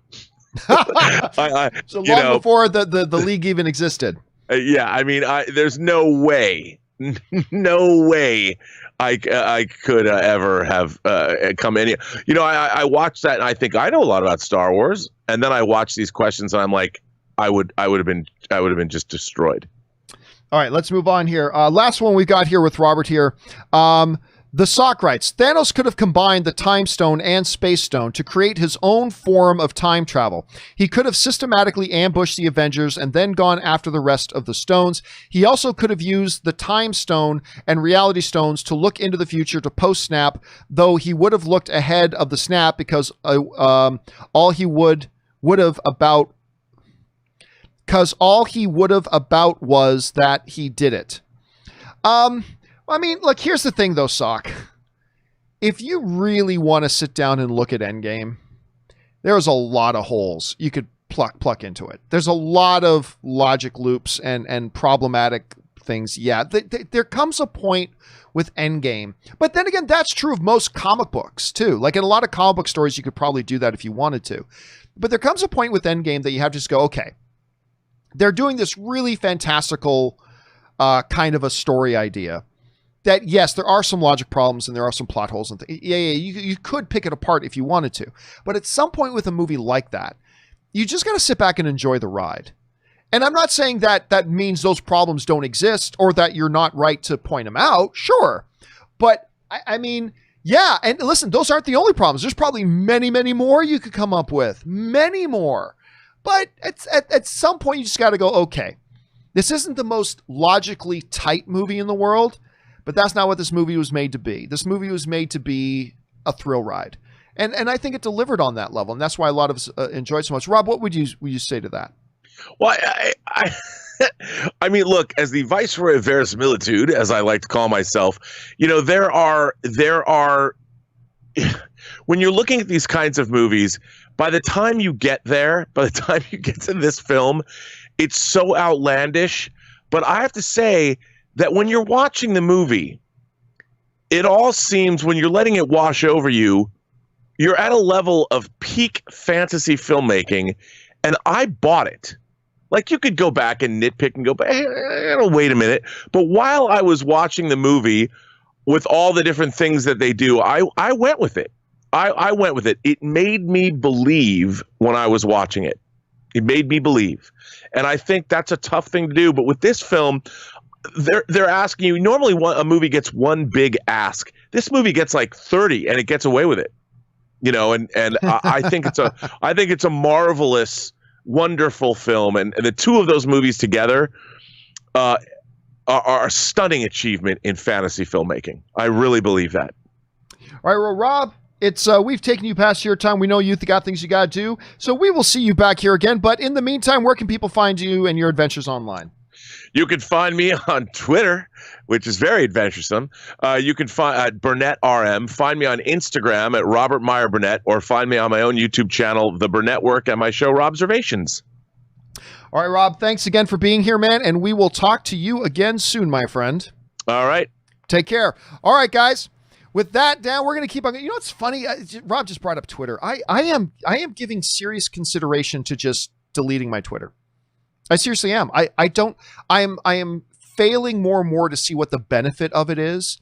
The more and more that people, like, there are people who exclusively use it to simply weaponize it. And I'm thinking, I'm honestly thinking about just not using it. Like, when I started up my Instagram account, I stopped using Twitter for a while because I thought, okay, I'm just going to do everything on Instagram. And then I thought, well, no, I have a lot of followers on Twitter. I'll still use Twitter and stuff, but I'm starting to think it doesn't actually, I don't know that Twitter accomplishes anything. Again, I'm saying I don't know. I'm struggling with that. I'm actually thinking about just abandoning Twitter because it's just such a toxic, awful, ugly cesspool right now. And I don't know that there's anything to be gained from using Twitter right now. I just don't know. I don't know right now. So I don't know. If you got thoughts on that, guys, let me know your thoughts. All right. Preston writes, what are your thoughts that the creator of 12 Years a Slave asked HBO Max to remove Gone with the Wind from its catalog, stating it glorified slavery? What do you find it odd that a movie maker would want to ban other people's works? Best to you and your family. Well, I mean, I'm not going to go into that. I'm not going to go into that about what, I don't know this guy. I don't know what his motivations were for asking for it. I don't know the true in-depth minutia about what his actual reasoning was. So again, I'm not going to give a Twitter blanket statement about, yes, he was right. No, he was wrong. I think it's this whole thing, Rob and I just talked about this at length earlier in the show. I think it's far more nuanced than that. So I have no thoughts. I have no opinions right now on the writer of 12 Years a Slave because I don't know every detail about what was it he was thinking when doing it. What are the specific things that he had issues with and problems with? And again, I think it's far more nuanced. Everybody today wants to be a Twitter 140 character belief statement. Everything has to be able to be broken down to 140 characters. This was bad. This was good. And in asking, what do I think about somebody else's position on it? It's their position, and they've got a million different things in their head that goes into them taking the stance that they have. And it's just far too nuanced. So, and it like what got said the other day, I have no idea. I don't really pay attention, and I try not to, although I do it sometimes, but I try not to get into much about what do I think about somebody else's opinion about something. I mean, I don't know.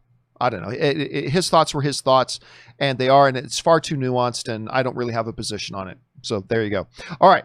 But I appreciate you asking. I understand why you would ask. All right. Pam Beasley writes, we're somewhat in the same boat. I just watched The Last Airbender this week after years of avoiding it. I liked it, but it didn't live up to the hype for me. Do you think the show is so revered because people grew up with it? To me, it's a good kid's show. I definitely don't like going into making up reasons why other people like or dislike something.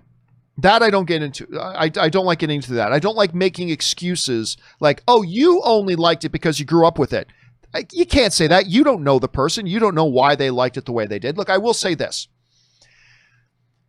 I'm really enjoying the show. Do I think, like some people have written to me, think it's like a top 5 greatest show of all time? No, I don't think it's that good, but I'm really enjoying it and I'm having a good time with it. And I'm about through season 2, but you can't, as a film fan, and I know we do this. I know I've been guilty of this. I know all of us have been guilty of this. What we can't do as film or TV fans is start making up reasons why other people do or do not like a show or a movie. You just didn't like it because you didn't get it. You only like it because you grew up with it. Like, we got to resist the urge to do that. We cannot make up reasons because you were just pulling it out of our asses.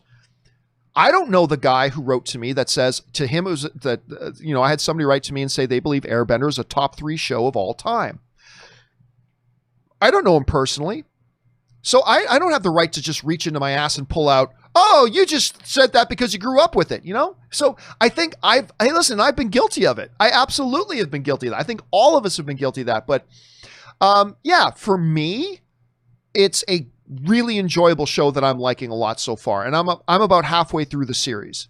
So I'm really enjoying it so far. So for me, is it a top 10 show of all time? No, but I have lots of shows that I really love that aren't necessarily a top 10 show of all time, but I'm not going to make up excuses for why other people like it more than I do, or for people who like it less than I do. You know what I mean? Just something we got to be careful of as film fans, Pan, because I've been guilty of it myself. All right. Chaim Friedman writes, 1 to 2. Why is it that today's culture has to affect our love of many movies that depict slavery and civil rights issues?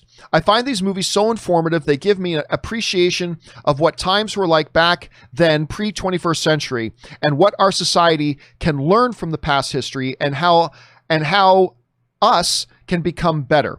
I'm a grandchild of a Holocaust survivor. I've seen movies depicting how horrible it was. Should we start removing Schindler's List from movie streaming services? Where do we draw the line? Well, I mean, I think there's a couple of considerations to take. And again, Robert and I talked about this a little bit earlier, but I think there's a few things you have to take in consideration. There are movies that depict certain things, and then there are movies that glorify certain things. Which one? And that varies from movie to movie about did it glorify that? Did it not? Listen, I am still personally a believer that those who forget the past are doomed to repeat it. I do think movies from a certain particular look, because movies also give us a little bit of a window into seeing what were the attitudes and opinions of our society and our culture at that time. Movies give us a little bit of a window into that. And I believe that in and of itself is valuable today. I think there are lessons to be learned. Like, yay! Hattie McDaniel got the Academy Award for it. Isn't that awesome? Yeah, but don't forget, they also weren't going to let her into the building. And even though they let her in the building, they wouldn't let her sit with the white people, and she had to sit at a table at the back. I think it's important that we remember all of that. But I also agree with that in displaying it today, that maybe some kind of discussion disclaimer be attached to that to understand that, hey, we're showing this movie because we believe it's important that we not alter our history, or else we're just pretending like it never happened, right? They are still windows into our history. So listen, I think it is way more of a nuanced issue. Look, everybody is sitting here wanting me to say one thing. Again, everybody wants a Twitter 140 character answer. Say you love it or say you hate it. We live in a 0 or 10 society, right? And I get it, but I'm sorry. The reality is it's a much more nuanced issue than everybody wants to think about. It's not something you can just hear 2 5-minute arguments about and then make a definitive statement. Well, this is what it is. This is something that's taken generations of people to talk about, So I don't think it's cut and dry. I personally, right now, appreciate the way HBO Max is managing it. Yeah, they're taking it down momentarily, but they're going to put it back up, unedited, with some discussion attached to it. I see nothing wrong with that, personally. But that's just me. That's and maybe 5 years from now, I'll think differently. But me, I kind of like the approach. I kind of like the approach right now, to be honest. All right, next up. An anonymous viewer writes, "Hey, John, Aaron, or Rob, a tech question. My Blue Yeti mic arrived today. I have a Blue Yeti mic, and I plugged it into my computer. Now I can't hear anything on YouTube. What am I doing wrong? I can't have my mic on and listen to stuff at the same time." No. So here's the basic thing is this. It doesn't happen every time, but oftentimes when you plug a USB, any kind of USB sound device into your computer, and a microphone is a sound device, sometimes your computer will then say, oh, he's just plugged in a new sound device. Let's route all the incoming sound and outgoing sound to that sound device. Here's what you need to do. I don't know if you're on a Mac or a PC, but whichever one you're on, go into your settings and go to your sound device settings. Go and find your sound settings where you select your speaker out.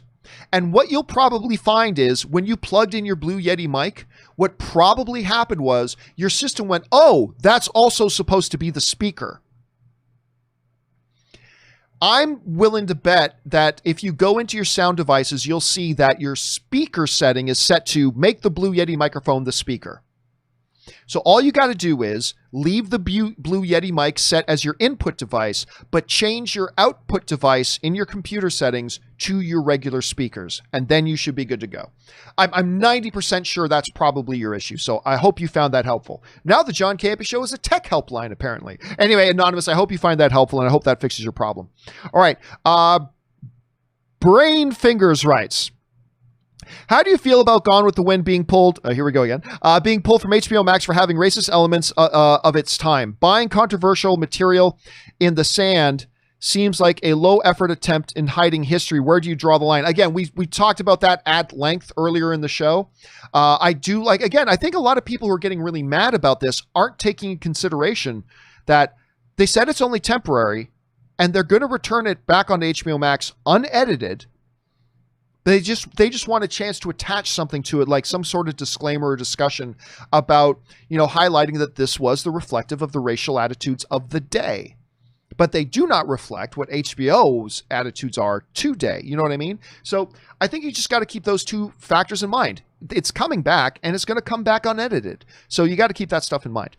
All right, next up, Justin writes, and I guess I can take the headphones off now, thank goodness.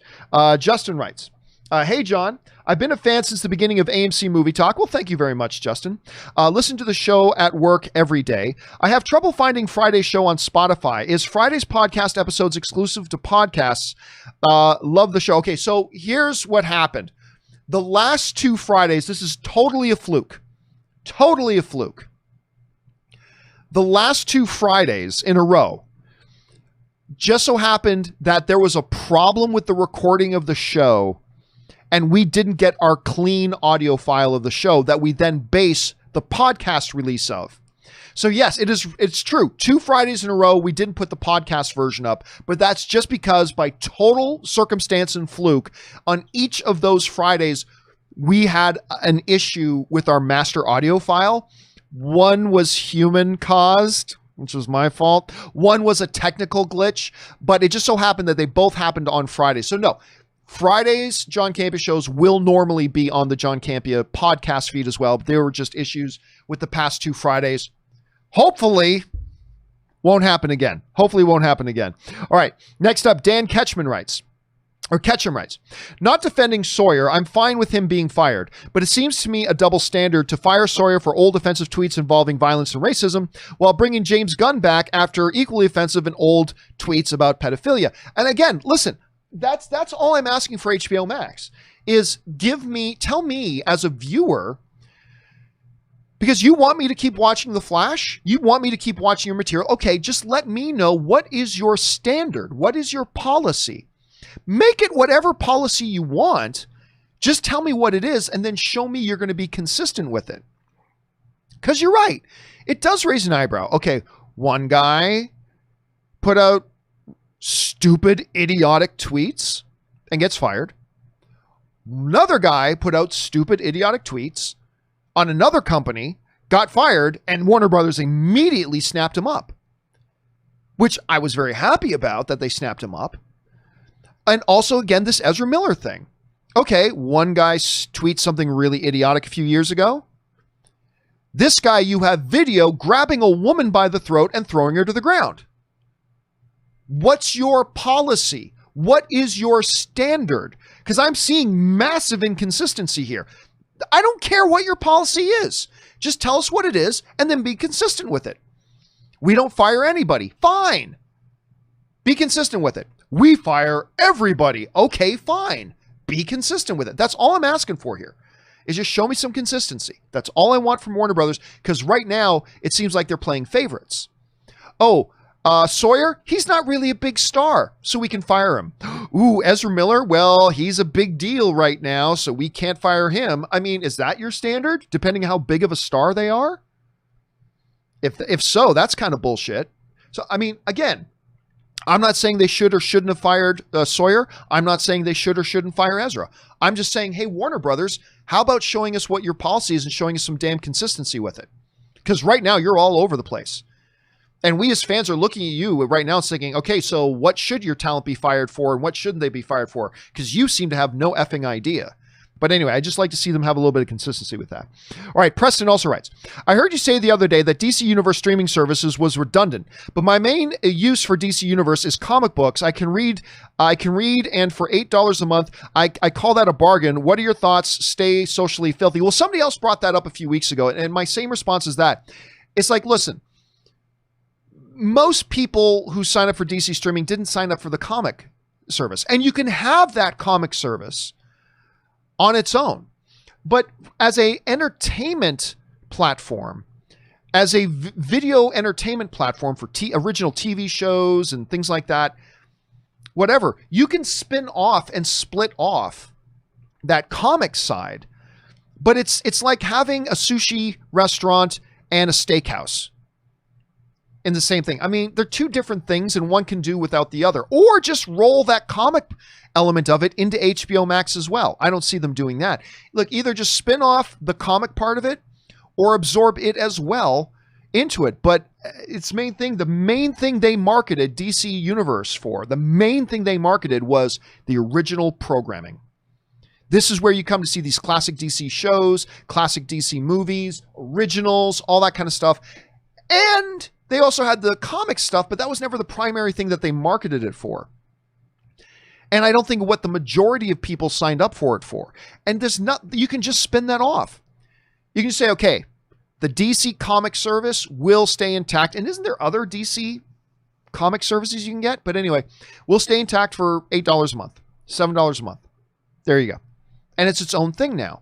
But the totality of what the DC Universe is as a streaming app, it's redundant now. It's good. I believe by June 10th, 2021, 1 year from today, I don't think it's going to either exist or exist as it is today. It's going to be absorbed, I think. And I think that's what they're leading up to. But we'll see, Preston. We will see. All right. An anonymous viewer writes, we're at some channels seem to think that you are a big deal, even if you think you are nobody. I guess they feel jealous of you and that they wish they would get more views on their videos other than hate clicks, but I guess they figure you are an easy target.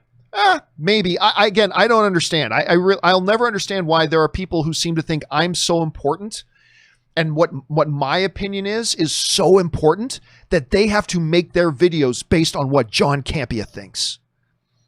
It's like, okay, that's kind of sad and pathetic. But okay. I mean, listen, I am a fucking nobody. I am a nobody. I'm just a dude who's doing a YouTube channel for my spare bedroom, and I got a few people to watch, and we have a good time talking movies. But apparently, listen, here's my thing with a lot of these channels. And this is why I always encourage people, don't be known by what you hate. Okay, and I'm just saying this is a general philosophy. I'm not pointing out any specific YouTube channel or anything like that. I'm just saying this.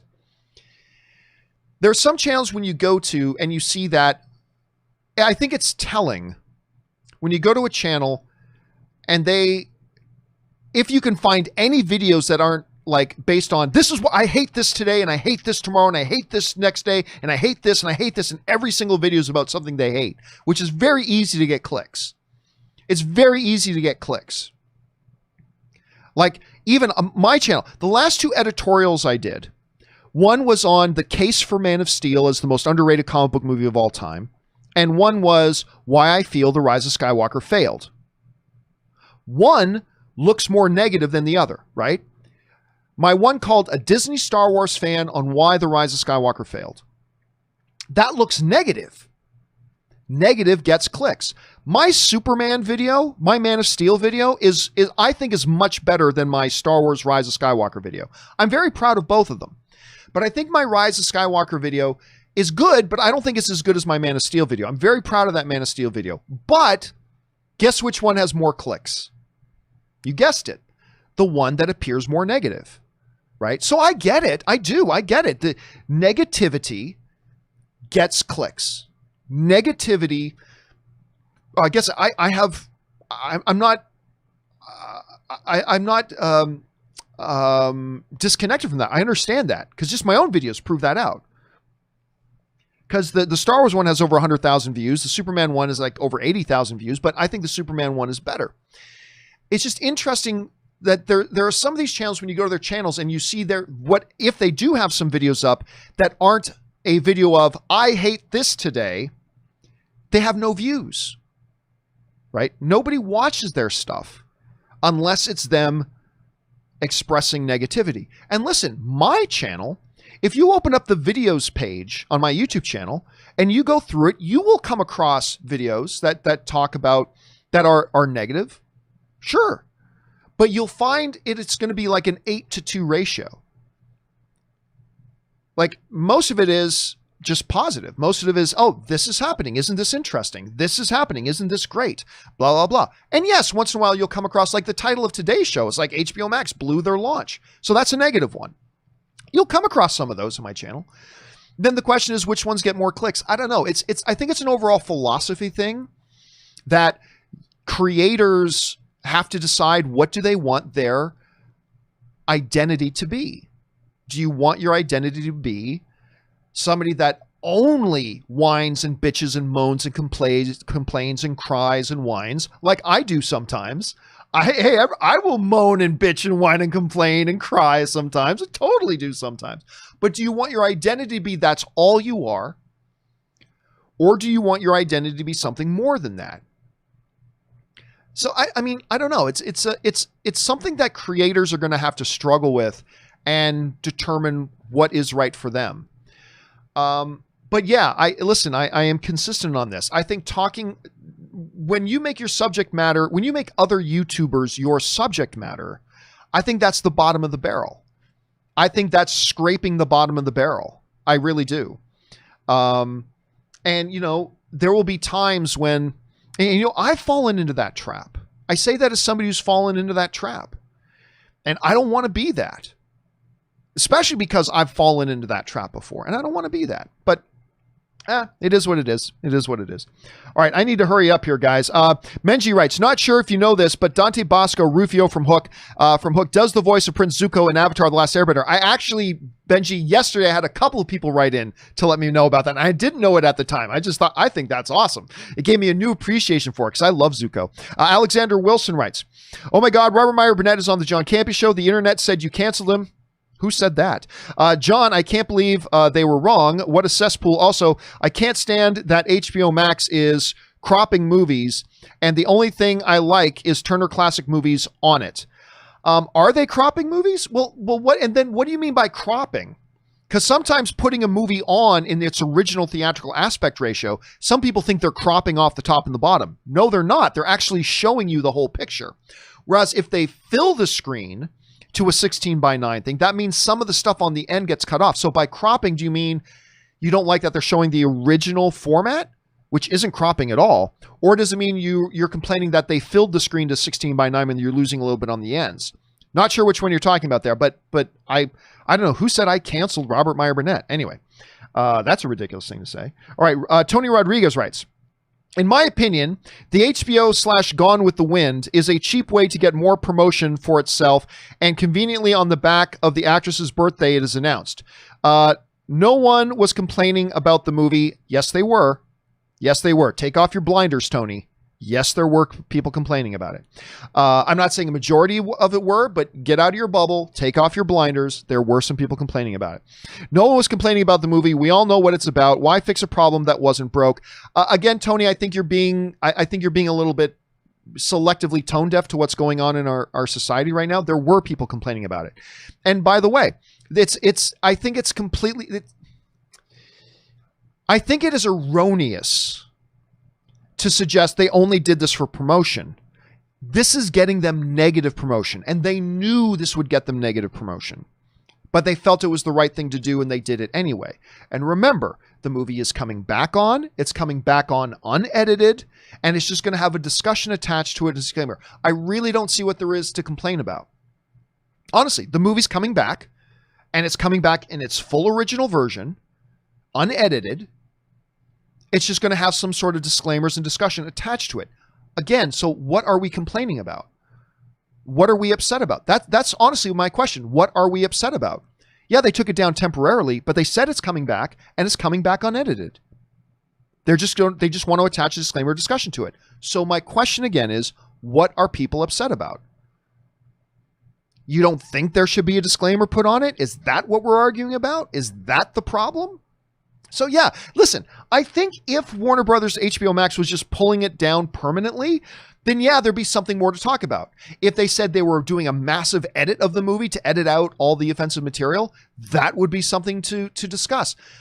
But considering they're just temporarily taking it down so they can do something and then return it in its full original version, I just don't see what the controversy is. All right, listen, last question of the day, guys, and then we got to wrap it up. John S. writes, I'm fine with the message before Gone with the Wind. Warner Brothers did the same with Looney Tunes Golden Collections, but caved when releasing Tom and Jerry Golden Collections when they were billed as complete and uncut, then removed 2 cartoons because of the intended audience. I don't know anything about the Tom and Jerry situation. Even though the box is clearly stated for adult collectors only, backlash was so severe, they canceled the second Blu-ray release. Now they are doing intros again instead of censoring. Now I want the complete Tom and Jerry again. Just stick an intro onto it. Again, I have no idea what the Tom and Jerry situation is, so I can't sit here and give any commentary on it. I have no idea what that is. I will say in principle, I don't mind at all the idea of taking original stuff that was done in a certain cultural context at a certain period of time, and then putting some sort of disclaimer, mention, announcement, whatever in front of it, leading into it. I have no issue with that. So that's fine. But again, anything else, John, as far as the Tom and Jerry situation, I just can't comment on because I have no idea what the details are and what the minutia of it is to know what the overall issue is. So unfortunately, I can't really talk about that much. All right, guys, there's only a few other questions left here from Unusual Suspects, Pito Pacheco, Quirky Joe, and on. Do not worry, guys. Your questions will be the first ones that get answered on the John Campea Show on tomorrow's episode. So your questions will be the first ones that get answered on tomorrow's show. We have run out of time here for today, though, unfortunately. So guys, listen, thank you to everybody who was here and made today's show a part of your day. We appreciate it very much. And also special thank you to all you guys who sent in the questions, not just because you gave us great fun things to talk about, but you also supported the channel while you did it. All right, guys, that will do it for me for now. Thanks a lot for being here. My name is John Campea, and until next time, my friends, bye-bye.